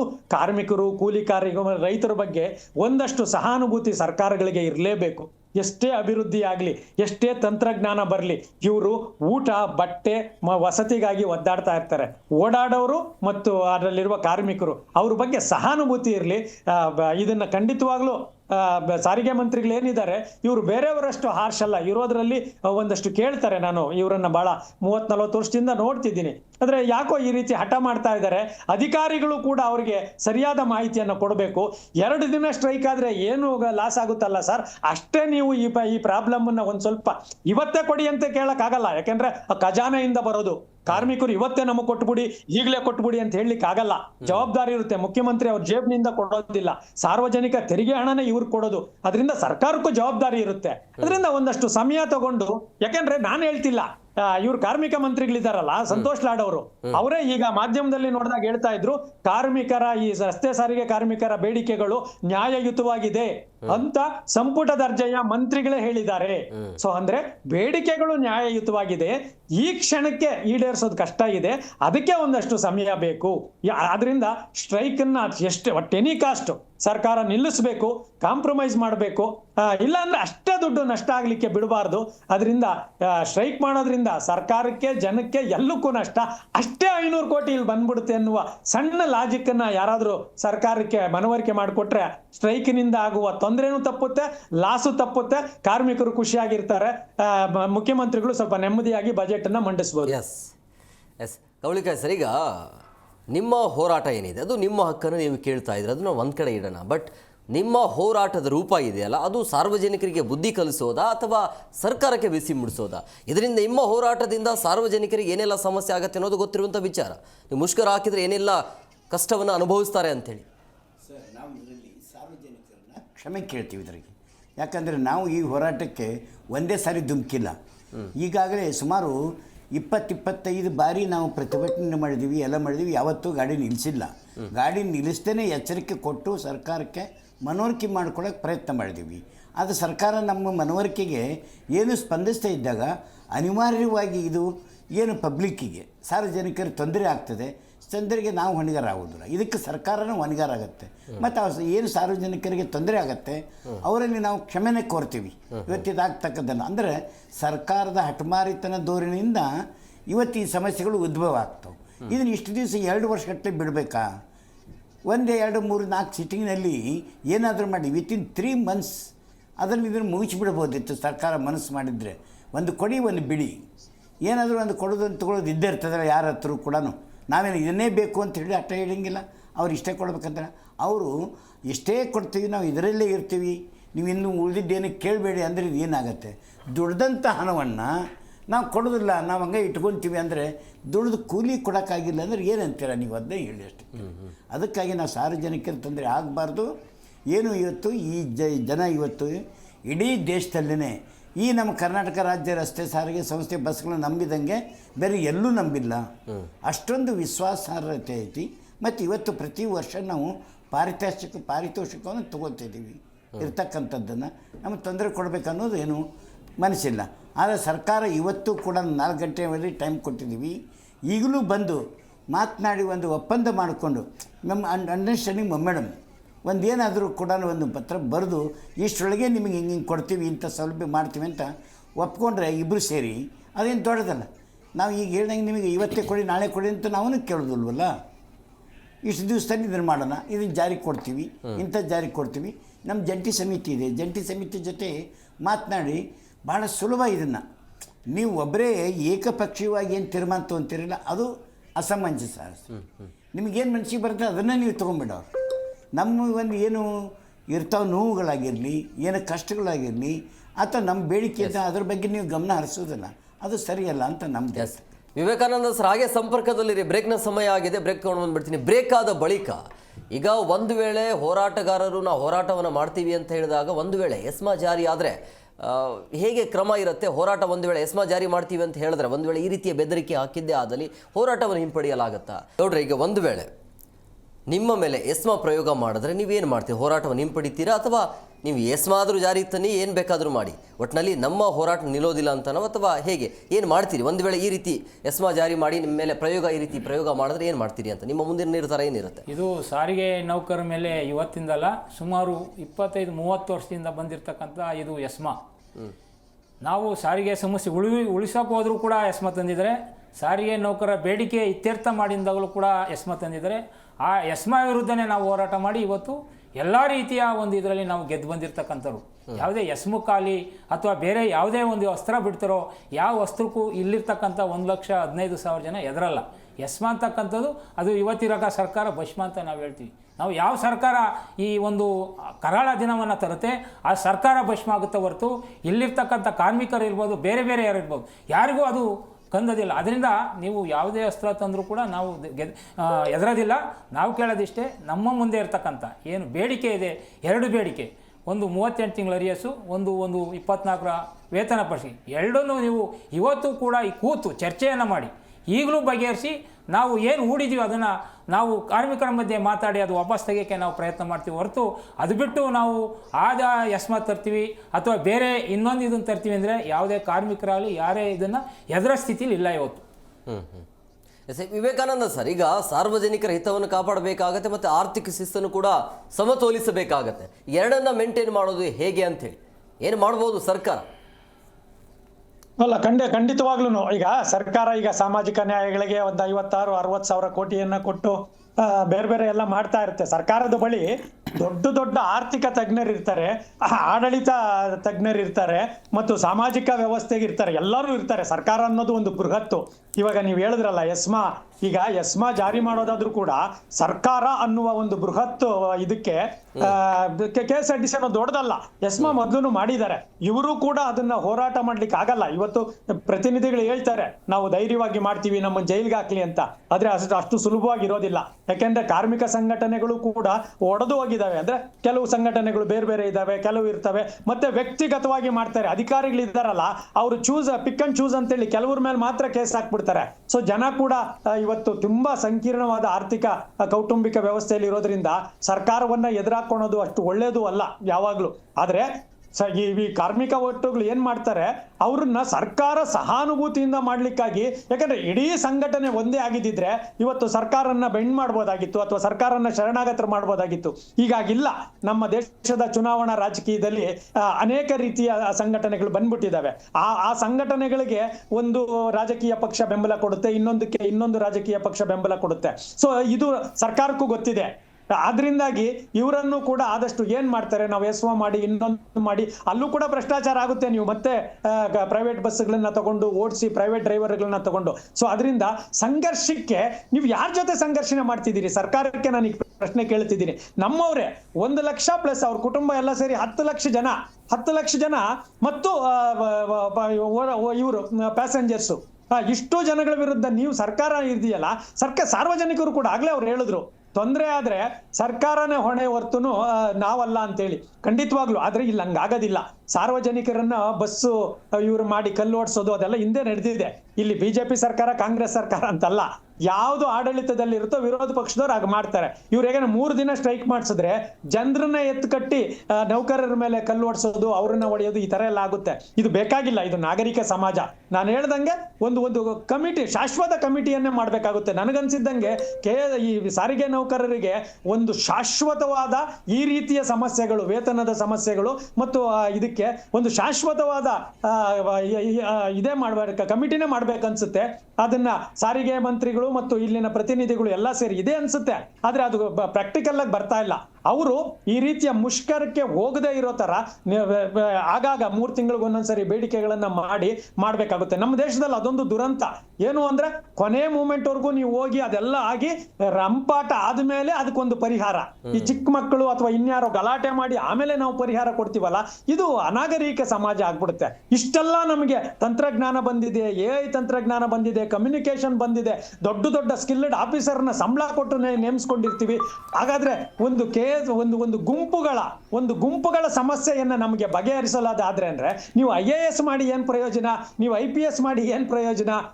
ಪ್ರಯೋಜನ ಏನಿದೆ ಅಂದ್ರೆ, ಅಥವಾ ಯಾರೋ ಒಬ್ಬ ಕಾನೂನು ಪಂಡಿತರನ್ನ ಕೂತ್ಕೊಳ್ಳಿ ಅಥವಾ ನಿವೃತ್ತ ನ್ಯಾಯಾಧೀಶರನ್ನ ಕೂತ್ಕೊಳ್ಳಿ, ಆ ತರ ಕೂತ್ಕೊಂಡು ಒಂದು ಸಮಸ್ಯೆ ಬಗೆಹರಿಸ್ಕೋಬೋದಲ್ಲ ನಿಮಗೆ. ಹಾಗಾದ್ರೆ ನಾವು ಸರ್ಕಾರಕ್ಕೆ ಏನು ನೈತಿಕತೆ ಇದೆ? ಚಿಕ್ಕ ಹುಡುಗರು ಅವ್ರು ಗಲಾಟೆ ಮಾಡಿದ್ರು, ಇವ್ರು ಹೊಡೆದ್ರು, ಅವ್ರು ಇನ್ಯಾರೋ ಚಿಕ್ಕವರು ಎಲ್ಲ ಮಾಡಿದ್ರು ಅಂದ್ರೆ ನಿಮ್ಗೆ ಏನು ಅರ್ಹತೆ ಇದೆ? ನೈತಿಕತೆ ಏನಿದೆ ನಿಮ್ಗೆ ಗಲಾಟೆ ಮಾಡಬೇಡಿ ಅನ್ನಕ್ಕೆ? ನಿಮ್ಮದೇ ಇಲಾಖೆಯ, ಇದು ಸರ್ಕಾರದ ಭಾಗನೇ. ಸಾರಿಗೆ ನೌಕರರು ಏನಿದ್ದಾರೆ ಸರ್ಕಾರದ ಒಂದು ಭಾಗ. ಸೊ ಅಂದ್ರೆ ನಿಮ್ಮ ಸಮಸ್ಯೆಯನ್ನ, ಇದನ್ನ ವೈಯಕ್ತಿಕನೂ ಅಲ್ಲ. ದುಡ್ಡು ಕೊಡೋದು ಕೂಡ ನಾನು ಆಗ್ಲೇ ಹೇಳ್ದಂಗೆ ಮುಖ್ಯಮಂತ್ರಿ ಮನೆಯಿಂದ ಕೊಡೋದಿಲ್ಲ, ಉಪಮುಖ್ಯಮಂತ್ರಿ ಮನೆಯಿಂದ ಕೊಡೋದಿಲ್ಲ. ಸೊ ಅಂದ್ರೆ ನೀವು ಸರ್ಕಾರ ಖಜಾನೆಯ ಹಣವನ್ನ ಸರಿಯಾಗಿ ಹಂಚಿಕೆ ಮಾಡ್ಲಿಕ್ಕೆ ಅಧಿಕಾರಿ ವರ್ಗನೂ ಇದೆ. ಇಲ್ಲಿ ಅವರು ಅಧಿಕಾರಿ ವರ್ಗದ ಬಗ್ಗೆ ಹೇಳ್ತಾ ಇಲ್ಲ, ಅಧಿಕಾರಿ ವರ್ಗದ ಬಗ್ಗೆ ಕೂಡ ನಮ್ಗೆ ಬಹಳ ಆಕ್ಷೇಪ ಇದೆ. ಏನ್ ಮಾಡ್ತಿದ್ದೀರಿ? 2-3 ಲಕ್ಷ ಸಂಬಳಗಳು ಕೊಟ್ಟು, ಕಾರ್ ಕೊಟ್ಟು, ಬಂಗಲೆಗಳು ಕೊಟ್ಟು ನಿಮಗೆ ಸಾರಿಗೆ ನೌಕರರು ಏನ್ ಡ್ರೈವರ್ ತರ ಕೆಲಸ ಮಾಡ್ತೀರಾ? ನೀವು ಕಂಡಕ್ಟರ್ ತರ ಕೆಲಸ ಮಾಡ್ತೀರಾ? ಚೆಕಿಂಗ್ ಇನ್ಸ್ಪೆಕ್ಟರ್ ತರ ಕೆಲಸ ಮಾಡ್ತೀರಾ? ನೀವಿರೋದೇ ಆಫೀಸಲ್ಲಿ ಕೂತ್ಕೊಂಡು ಈ ರೀತಿಯ ಸಮಸ್ಯೆ ಬಗೆಹರಿಸೋದಿಕ್ಕೆ. ನಿಮ್ಮ IAS ಗೆ ಘನತೆ ಬರೋದು ಯಾವಾಗ ಅನ್ನೋದಾದ್ರೆ, ಈ ಸಮಸ್ಯೆಯನ್ನ ಸರ್ಕಾರದ ಜೊತೆ ಕೋಆರ್ಡಿನೇಟ್ ಮಾಡಿ ಬಗೆಹರಿಸಬೇಕು. ನಿಮ್ ಕೈಯಲ್ಲಿ ಆಗಿಲ್ಲ ಅಂದ್ರೆ ತಜ್ಞರದ ಒಂದು ಕಮಿಟಿ ಮಾಡಿ, ಆ ಕಮಿಟಿ ಏನ್ ಪ್ರಪೋಸ್ ಕೊಡುತ್ತೋ ಅದನ್ನ ಮಾಡಿ. ಅವಾಗ ಅದು ಸರ್ಕಾರನೇ ಕಮಿಟಿ ಮಾಡೋದ್ರಿಂದ, ಇಲ್ಲಿರೋ ಒಂದು ಪ್ರತಿನಿಧಿಗಳಿರೋದ್ರಿಂದ ಬಹುಮತದ ಆಧಾರದ ಮೇಲೆ ಈ ಸಮಸ್ಯೆಗಳನ್ನ 6 ತಿಂಗಳಿಗೊಂದೊಂದ್ಸರಿ ಪರಿಹರಿಸ್ತಾ ಬನ್ನಿ. ಈ ಗಲಾಟೆ ಆಗೋದಿಲ್ಲ. ಅವ್ರು ಯಾರು ನೌಕರರು ಬೇರೆ ಅಲ್ಲ, ನೀವು ಕೂಡ ಸಂಬಳ ಕೂಡ ಮತ್ತೆ ಟ್ಯಾಕ್ಸ್ ರೂಪದಲ್ಲಿ ನಿಮಗೆ ಬರ್ತಾ ಇರುತ್ತೆ, ಅದು ನಿಮ್ಗೂ ಗೊತ್ತಿದೆ. ಮತ್ತೆ ಸಫಿಶಿಯೆಂಟ್ ಕೆಲಸದಲ್ಲಿಲ್ಲ. ಎಷ್ಟು ಡ್ರೈವರ್ಗಳಿರ್ಬೇಕು ಅಷ್ಟೊಂದಿಲ್ಲ, ಎಷ್ಟು ಕಂಡಕ್ಟರ್ಗಳಿರ್ಬೇಕು ಅಷ್ಟಿಲ್ಲ, ಎಷ್ಟು ಮೆಕ್ಯಾನಿಕ್ಗಳಿರ್ಬೇಕು ಅಷ್ಟೊಂದಿಲ್ಲ. ಅದನ್ನ ಇರೋರೇ ಬ್ಯಾಲೆನ್ಸ್ ಮಾಡ್ತಾ ಇದ್ದಾರೆ ಅಂದ್ರೆ ಇವರು ಒತ್ತಡದಲ್ಲಿದ್ದಾರೆ. ಸೊ ಅದರಿಂದ ನಾನು ಆಗ್ಲೆಯಿಂದ ಹೇಳ್ದಂಗೆ ಒಂದು ಕಮಿಟಿಯನ್ನ ಮಾಡಿ ಸರ್ಕಾರ ಈ ಕಾರ್ಮಿಕರ ಬಗ್ಗೆ, ಇವ್ರು ನಮ್ಮ ಕುಟುಂಬದ ಸದಸ್ಯರು. ಯಾಕೆಂದ್ರೆ ನಾನು ಆಗ್ಲೇ ಸರ್ಕಾರದ ಅಧಿಕೃತ ಮಂತ್ರಿನೇ ಹೇಳ್ತಿದ್ದಾರೆ ನ್ಯಾಯಯುತ ಬೇಡಿಕೆ ಅಂತ. ಸೊ ಅದರಿಂದ ದಯವಿಟ್ಟು ಈ ಬೇಡಿಕೆಗಳನ್ನ ಒಂದು ಕಮಿಟಿ ಮಾಡ್ಬಿಡಿ, ಶಾಶ್ವತ ಕಮಿಟಿ. 6 ತಿಂಗಳಿಗೊಂದ್ಸರಿ ಅದೇನ್ ರಿಪೋರ್ಟ್ ಇದೆ ಹಣಕಾಸು ವಿಷಯಕ್ಕೆ ಏನ್ ಮಾಡುತ್ತದೆ ಅದೊಂದು ರಿಪೋರ್ಟ್ ತಗೊಳ್ಳಿ, ಮಾಡ್ತಾ ಹೋಗಿ. ಸರ್ಕಾರನು ಕೂಡ ಯಾವಾಗ್ಲೂ ಅಷ್ಟೇ. ಇವತ್ತು ಬಿಜೆಪಿ ಆಗ್ಲೇ ಅವ್ರು ಹೇಳಿದ್ರು, ಬಿಜೆಪಿ ಇದ್ದಾಗ ಇನ್ನೊಂದು ಆಶ್ವಾಸನೆ, ನಮಗೆ ಬಿಜೆಪಿ ಕಾಂಗ್ರೆಸ್ ಅಲ್ಲ, ನಮಗೆ ಒಂದು ಸರ್ಕಾರ ಅಂತಿದೆ. ಇವತ್ತು ಇವ್ರು ಇರ್ಬೋದು, ನಾಳೆ ಅವ್ರಿರ್ಬೋದು, ನಾಳೆ ಇನ್ನೊಬ್ರು ಇರ್ಬೋದು. ಸಾರಿಗೆ ನೌಕರರು ನಮ್ಮವರಲ್ವಾ? ಅವರು 30-35 ವರ್ಷ ಸರ್ವಿಸ್ ಕೊಡ್ತಾರಲ್ಲ, ಅದ್ರಲ್ಲಿ ಓಡಾಡೋರು ನಮ್ ಜನಗಳೇ ಅಲ್ವಾ? ಇಷ್ಟೇ ಪರಿಕಲ್ಪನೆಯಲ್ಲಿ ಕೆಲಸ ಮಾಡಿದ್ರೆ ಈ ಸಮಸ್ಯೆ ಬಗೆಹರಿಯೋದಿಲ್ಲ. ಈ ಪರಿಕಲ್ಪನೆಯನ್ನ ಹೊರತುಪಡಿಸಿ ಸಂಘಟನೆಗಳು ಅಷ್ಟೇ, ದಯವಿಟ್ಟು ಎಲ್ಲರೂ ಸಂಘಟನೆಗಳು ಒಂದು ಸಂಘಟನೆಯನ್ನ ಮಾಡ್ಕೋಬೇಕು. ನೀವು ಎಷ್ಟು ಸಂಘಟನೆಗಳು ವಿಭಜನೆವಾಗ್ತೀರಿ ಅಷ್ಟರ ಮಟ್ಟಿಗೆ ನಿಮ್ಮ ಶಕ್ತಿ ಕುಂದುತ್ತಾ ಹೋಗುತ್ತೆ. ಸರ್ಕಾರಗಳು ನಿಮ್ಮ ಮೇಲೆ ಸವಾರಿ ಮಾಡ್ತಾರೆ, ನಿಮ್ಮ ಬೇಡಿಕೆಗಳನ್ನ ಈಡೇರಿಸೋದಿಲ್ಲ. ಕೊಡುವುದನ್ನ ತಗೊಂಡು ಪಕ್ಷಾತೀತವಾಗಿ ನಾವು ನೌಕರರು ಅನ್ನುವ ಒಂದು ಸಂಘಟನೆಯನ್ನ ಮಾಡ್ಕೊಂಡ್ರೆ ಸರ್ಕಾರವನ್ನ ಒಂದಷ್ಟು ಬೇಡಿಕೆಗಳನ್ನ ಈಡೇರಿಸ್ಕೊಳ್ಲಿಕ್ಕೆ ಈಸಿ ಆಗುತ್ತೆ. ಸಂಘಟನೆ ಒಡೆದ್ರೆ ಈ ತರದ ತೊಂದರೆಗಳು ನಿರಂತರವಾಗಿರುತ್ತೆ, ಇನ್ನು ಮುಂದೆ ಇನ್ನೂ ಜಾಸ್ತಿ ಆಗುತ್ತೆ. ಎಸ್ ಕವಳಿಕಾಯಿ ಸರ್, ಈಗ ಈ ಶಕ್ತಿ ಯೋಜನೆ ಜಾರಿ ಆದಾಗಿನಿಂದ ನೇಮಕಾತಿಯ ಪ್ರಕ್ರಿಯೆ ಮತ್ತು ಈ ಹೊಸ ಬಸ್ಗಳ ಸೇರ್ಪಡೆ ಏನಾದರೂ ಆಗ್ತಿದೆಯಾ? ಇತ್ತಿತ್ತಲಾಗಿ ಈಗ ಹೊಸ ಬಸ್ಗಳ ಸೇರ್ಪಡೆ ಆಗ್ತಾಯಿದೆ ಸರ್. ಇಷ್ಟು ದಿವಸ ಇರಲಿಲ್ಲ. ಈಗ ಒಂದು 2 months ಅಂದರೆ ಇವಾಗ ಜಾತ್ರೆಗಳ ಸೀಸನ್ ಶುರುವಾಯಿತು. ಜಾತ್ರೆ ಆಗದಿಂದ ಇವಾಗ ಕೊಟ್ಟಿದ್ದಾರೆ ಸುಮಾರು 200 ಬಸ್ಗಳನ್ನು ನಮ್ಮ NWKC ಮತ್ತು ಬೇರೆ ಬೇರೆ ಕಡೆ ಎಲ್ಲ ಕೊಟ್ಟಿದ್ದಾರೆ, ಈಗ ಕೊಡ್ತಾ ಇದ್ದಾರೆ. ಆ ಬಸ್ಗಳು ಸಾಲದು. ಮತ್ತು ಆ ಟೈಮ್ನಲ್ಲಿ ಈ ಚಾಲಕ ನಿರ್ವಾಹಕರ ಕೊರತೆನೂ ಭಾಳ ಜಾಸ್ತಿ ಇತ್ತು. ಇತ್ತಿತ್ತಾಗಿ ಇವಾಗ ತುಂಬಿಕೊಂಡಿದ್ದಾರೆ, ಅದನ್ನು ಕೂಡ ತುಂಬಿಕೊಂಡಾಗ ಒಂದು ಬಸ್ಸಲ್ಲಿ ಇವತ್ತು ಶಕ್ತಿ ಯೋಜನೆ ಬಂದ ಮೇಲೆ ಮೊದಲಿರ್ತಕ್ಕಂಥದ್ದು 50-60 ಜನ ಪ್ಯಾಸೆಂಜರ್ ಇರಬೇಕಾದ್ರೆ ಜಾಸ್ತಿ ಆಗ್ತಿದ್ರು, ಭಾಳ ಅಂದರೆ 70. ಇವಾಗ 100, 150, 180 ಪ್ಯಾಸೆಂಜರು ಒಂದು ಬಸ್ಸಲ್ಲಿ ಇರ್ತಾರೆ. ಲಿಮಿಟ್ ಇಲ್ಲ ಅದಕ್ಕೆ. ಕಂಡಕ್ಟರ್ ಹೆಂಗೆ ಟಿಕೆಟ್ ಕೊಡೋದು ಹೆಂಗೆ ಅಂತ ಕೇಳಬೇಕು. ಅವ್ರ ಆಧಾರ್ ಕಾರ್ಡ್ ಕೇಳೋದು ಹೆಂಗೆ? ಅವ್ರಿಗೆ ಎಷ್ಟೊಂದು ತೊಂದರೆ ಆಗತ್ತೆ. ಅದನ್ನು ಯಾರು ಗಮನಿಸೋದೇ ಇಲ್ಲ. ಆ ತೊಂದರೆಗೆ ಗಮನಿಸಿ ಇನ್ನೂ ಹೆಚ್ಚು ಬಸ್ಗಳನ್ನು ಹಾಕಿದರೆ ಪಬ್ಲಿಕ್ಕಿಗೂ ಒಳ್ಳೆಯದಾಗತ್ತೆ. ಹೆಚ್ಚು ಬಸ್ಗಳನ್ನು ಕೊಡಬೇಕು. ಹೆಚ್ಚು ಇವತ್ತು ಕ್ರೂಗಳನ್ನು ಅಂದರೆ ಚಾಲಕ ನಿರ್ವಾಹಕರನ್ನ ಸಿಬ್ಬಂದಿಗಳ ನೇಮಕ ಮಾಡಿಕೊಂಡು ಒಳ್ಳೆ ಸೇವೆಯನ್ನು ಕೊಡಬೇಕು. ಅಂದರೆ ನೌಕರರಿಗೆ ಶಕ್ತಿ ಯೋಜನೆ ಜಾರಿ ಆದಾಗಿನಿಂದ ಬರ್ಡನ್ ಅಂತ ಅನಿಸ್ತಾ ಇದೆ. ಭಾಳ ದೊಡ್ಡ ಬರ್ಡನ್ ಆಗಿದೆ ಸರ್. ಅಂತಿಂಥ ಬರ್ಡನ್ ಅಲ್ಲ. ಅನೇಕ ಜನ ಇವತ್ತು ನೌಕರಿ ಬಿಟ್ಟು ಹೋದವರು ಅದಾರ. ಕಂಡಕ್ಟರ್ ನೌಕರಿ ಅಂತೂ ಬೇಡಪ್ಪ, ಸಾಕಿದ್ರೆ ಸಾಕು ಅಂತೇಳಿ. ಬಸ್ಸಲ್ಲಿ ಎಲ್ಲ ಮಹಿಳೆಯರೇ ಜಾಸ್ತಿ ಇರ್ತಾರೆ. ಯಾರಾದರೂ ಒಂದು 4 ಜನ ಉಳ್ಕೊಂಡ್ರೆ ಅಂದರೆ ಈಗ ತಲೆ ಎನ್ಸೋದು ಆಗೋದಿಲ್ಲ. ಟಿಕೆಟ್ ಕೊಟ್ಟಾಗ ತಲೆ ಎನ್ಸೋದು 4 ಜನ ಉಳಿದಿದ್ರೆ ಅವ್ರ ಮೇಲೆ ಕೇಸ್ ಬರೀತಾರೆ ಇನ್ಸ್ಪೆಕ್ಟರ್ಗಳು. ಅವ್ರಿಗೆ ಕರುಣೆ ಅನ್ನೋದಿರೋದಿಲ್ಲ. ಇವರು ಸಸ್ಪೆಂಡ್ ಮಾಡ್ತಾರೆ. ಅಲ್ಲಿ ಸಸ್ಪೆಂಡ್ ಮಾಡಿ 3 ತಿಂಗಳು 6 ತಿಂಗಳು ಮನೇಲಿ ಕೊಡಬೇಕು. ಇಂದು ಯಾಕೆ ತಾಪತ್ರೆ ಮುಂದೆ ಇದರಲ್ಲೇ ಡಿಸ್ಮಿಸ್ ಮಾಡಿದ್ರೆ ಹೆಂಗೆ ಅಂತೇಳಿ ಅನೇಕ ಜನ ಹೆದರ್ಕೊಂಡು ಕೂಡ ನೌಕರಿ ಮಾಡ್ತಿರ್ತಾರೆ. ಆದರೆ ಒಂದು ಹೇಳಬೇಕು ಭಾಳ ಹೆಮ್ಮೆ ಅಂದರೆ ಇಡೀ 5 ಗ್ಯಾರಂಟಿ ತಂದಂಥ ಸರ್ಕಾರಗಳಲ್ಲಿ ಈ ಒಂದು ಗ್ಯಾರಂಟಿಯನ್ನು ಅತ್ಯಂತ ಯಶಸ್ವಿಯಾಗಿ ಮಾಡಿದಂಥ ಕೀರ್ತಿ ನಮ್ಮ ಒಂದು ಸಂಸ್ಥೆ ನೌಕರಿಗೆ ತಲುಪಬೇಕು ಅಂತ ನಾವು ಖಂಡಿತ. ಈ ತಲುಪುವಾಗ ಏನು 5 ಲಕ್ಷ ಟಿಕೆಟನ್ನು ಏನು ಮುಖ್ಯಮಂತ್ರಿಗಳು ಅವತ್ತು ಹರಿದು ಕೊಟ್ಟರು ಪ್ಯಾಸೆಂಜರ್ಗೆ 500 ಕೋಟಿ ಅದು ಟಿಕೆಟನ್ನು ಹರಿದು ಕೊಟ್ಟರು. ಆ ಕೊಡಬೇಕಾದಾಗ ಅಲ್ಲಿ ಇದ್ದಂಥ ಜನರಿಗೆ ಮತ್ತು ಬೇರೆದವರಿಗೆ ಸ್ವೀಟ್ ಹಂಚಿದರು. ಆದರೆ ಈ ಒಂದು ಕಾರಣಕ್ಕೆ ಯಾರು ಕಾರಣೀಭೂತರು? ಈ ಗಿನ್ನಿಸ್ ದಾಖಲೆ ಮಾಡಲಿಕ್ಕೆ ಚಾಲಕ ಸಿಬ್ಬಂದಿ, ನಿರ್ವಾಹಕ ಸಿಬ್ಬಂದಿ. ಅವ್ರಿಗೆ ಜಸ್ಟ್ ಒಂದು ಚಾಕ್ಲೇಟ್ ಕೊಟ್ಟಿಲ್ಲ, ಅದನ್ನು ಕೊಡೋ ಬದಲಾಗಿನ ಅವ್ರಿಗೆ ಪನಿಷ್ಮೆಂಟ್ ಕೊಡ್ತಾರೆ. ಇದು ಯಾವ ನ್ಯಾಯ? ತಾವೇ ಹೇಳ್ಬೋದು ಸರ್ ಇದಕ್ಕೆ. ಅದಕ್ಕೆ ನಾವೇನು ಹೇಳ್ತೀವಿ, ಮಾನವೀಯತೆಯಿಂದ ಹೋಗಿ ಇವತ್ತು ಸಮಾಜದಲ್ಲಿ ಇರ್ತಕ್ಕಂಥ ಸಮಾಜದಿಂದ ಬಂದಂಥ ನಮ್ಮ ಚಾಲಕ ನಿರ್ವಾಹಕರೇ, ಅವರು ಬೇರೆ ಕಡೆಯಿಂದ ಬಂದಿರೋದಿಲ್ಲ. ತಪ್ಪು ಆಗ್ಬೋದು, ಒಪ್ಪು ಆಗ್ಬೋದು, ಎಲ್ಲನೂ ಸಮರ್ಸ್ಕೊಂಡು ಹೋಗಬೇಕು. ಆದಷ್ಟು ಹೆಚ್ಚು ಎಷ್ಟೇ ಕಷ್ಟ ಬಂದರೂ ಕೂಡ ಈ ಶಕ್ತಿ ಯೋಜನೆಯನ್ನು ಯಶಸ್ವಿ ಮಾಡಿದರೆ ಇಡೀ ದೇಶದಲ್ಲೇ ಈ ಕರ್ನಾಟಕ ಸರ್ಕಾರಕ್ಕೆ ಹೆಸರು ಬಂದಿದ್ದು ಶಕ್ತಿ ಯೋಜನೆಯಿಂದ. ಅದನ್ನು ಯಶಸ್ವಿ ಮಾಡಿದಂಥ ಕೀರ್ತಿ ನಮ್ಮ ಜನಕ್ಕೆ ಸೇರ್ತದೆ ಅಂತ ನಾನು ಹೇಳಬಯಸ್ಬೋದು ಇದ್ರಾಗ.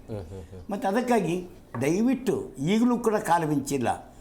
ಈಗ KSRTC MD ಸ್ಥಳಕ್ಕೆ ಬರ್ತಾರೆ ಹೇಳ್ತಾರೆ, ಒಂದು ಮೆಮೊರಂಡಮ್ ಇಸ್ಕೊತಾರೆ, ಹೋಗ್ತಾರೆ. ಮೆಮೊರಂಡಮ್ ಇಸ್ಕೊಂಡು ಹೋಗೋದಲ್ಲ, ಏನಾದರೂ ಮಾಡಿ ಇವತ್ತು ಕೂತು ಮಾತನಾಡಿ ಒಂದು ಇತ್ಯರ್ಥಪಡಿಸಿದರೆ ಇವತ್ತೇ ಇದ್ರ ಬಗ್ಗೆ ಬಗೆಹರಿಬೋದು. ಕೂತು ಮಾತನಾಡ್ದೇ ನೀವು ನಾನು ನೋಡ್ತೀವಿ, ನಾನು ಮಿನಿಸ್ಟ್ರ್ ಕಡೆ ಹೋಗ್ತೀನಿ, CM ಕಡೆ ಹೋಗ್ತೀನಿ ಅಂಥೇಳಿ ನೀವು ಮತ್ತೆ ಟೈಮ್ ತೊಗೊಂಡ್ರೆ ನಿಮಗೆ ಟೈಮ್ ಬಾಂಡಿಂಗ್ ಇಲ್ಲ. ಈಗ 2 ದಿವಸ ಅಂತ ಹೇಳಿದವ್ರು 8 ದಿವಸ ಒಯ್ತಾರೆ. 8 ದಿವಸ ಅಂತ ಹೇಳಿದರೆ 1 ತಿಂಗಳು ಒಯ್ತಾರೆ. ಇವ್ರ ಮೇಲೆ ಭರವಸೆನೇ ಇಲ್ಲ ಸರ್. ಹೀಗಾಗಿ ನಮ್ಮ ಜನ ಇವತ್ತು ತಾಳ್ಮೆಯನ್ನು ಕಳ್ಕೊಂಡಿದ್ದಾರೆ, ಏನೇ ಬಂದರೂ ಕೂಡ. ಅದಕ್ಕಾಗಿ ಇವತ್ತು ಅಷ್ಟು ರೊಚ್ಚಿಗೆದ್ದು ಜನ ಇವತ್ತು ಬೆಂಗಳೂರು ಚಲೋ ಬಂದಿದ್ದಾರೆ. ಆದರೂ ಕೂಡ ಹೆಚ್ಚು ಜನ ಬಂದಿಲ್ಲ. ಯಾಕೆ ಬಂದಿಲ್ಲ ಅಂದರೆ ಇವತ್ತು ನಾವೇನಾದರೂ 4 ಗಂಟೆಗೆ ಇತ್ಯರ್ಥ ಆಗದೇ ಇದ್ದರೆ ಮುಷ್ಕರಕ್ಕೆ ಕರೆ ಕೊಟ್ಟರೆ ಅಲ್ಲಿಂದಲೇ ಅವರು ಮುಷ್ಕರ ಮಾಡ್ತಾರೆ. ನಾವು ಇಲ್ಲಿಂದ ಅಲ್ಲಿ ಹೋಗೋದು, ನಾವು ಹೋಗಿ ಮಾಡಿಸ್ಬೇಕಂತ ಏನಿಲ್ಲ. ಏನು ಮಾಡ್ತಾರೆ ಇಷ್ಟೇ ಸರ್ ಅಲ್ಲಿ ಹೇಳಿ, ನಾವು ನಮ್ಮ ಜನ ಮನೇಲಿ ಇರಿ ಅಂತ ಹೇಳ್ತಾ ಇದ್ದಾರೆ. ಮನೇಲಿ ಇದ್ದುಬಿಡೋದು ಅಷ್ಟೇ. ಡ್ಯೂಟಿಗೆ ಹೋಗಂಗೇ ಇಲ್ಲ, ಒಳ್ಳೆ ಅನ್ನೋಂಗೇ ಇಲ್ಲ, ಸ್ಟ್ರೈಕ್ ಮಾಡ್ತೀವಿ ಅನ್ನಂಗಿಲ್ಲ. ಮನೇಲಿ ಮನೆಗೆ ಒಂದಿನ ರೆಸ್ಟ್ ಮಾಡಿ ಅಂತ ಹೇಳಿ. ಓಕೆ ಗೌಡ್ರೆ, ಈಗ ನಿಮ್ಮ ಹೋರಾಟಕ್ಕೆ ಯಾವೆಲ್ಲ ಸಂಘಟನೆಗಳು ಬೆಂಬಲವನ್ನು ವ್ಯಕ್ತಪಡಿಸ್ತಾ ಇವೆ, ಅಥವಾ ನಿಮ್ಮ ಹೋರಾಟ ರಾಜಕೀಯ ಪ್ರೇರಿತನ ಹೇಗೆ?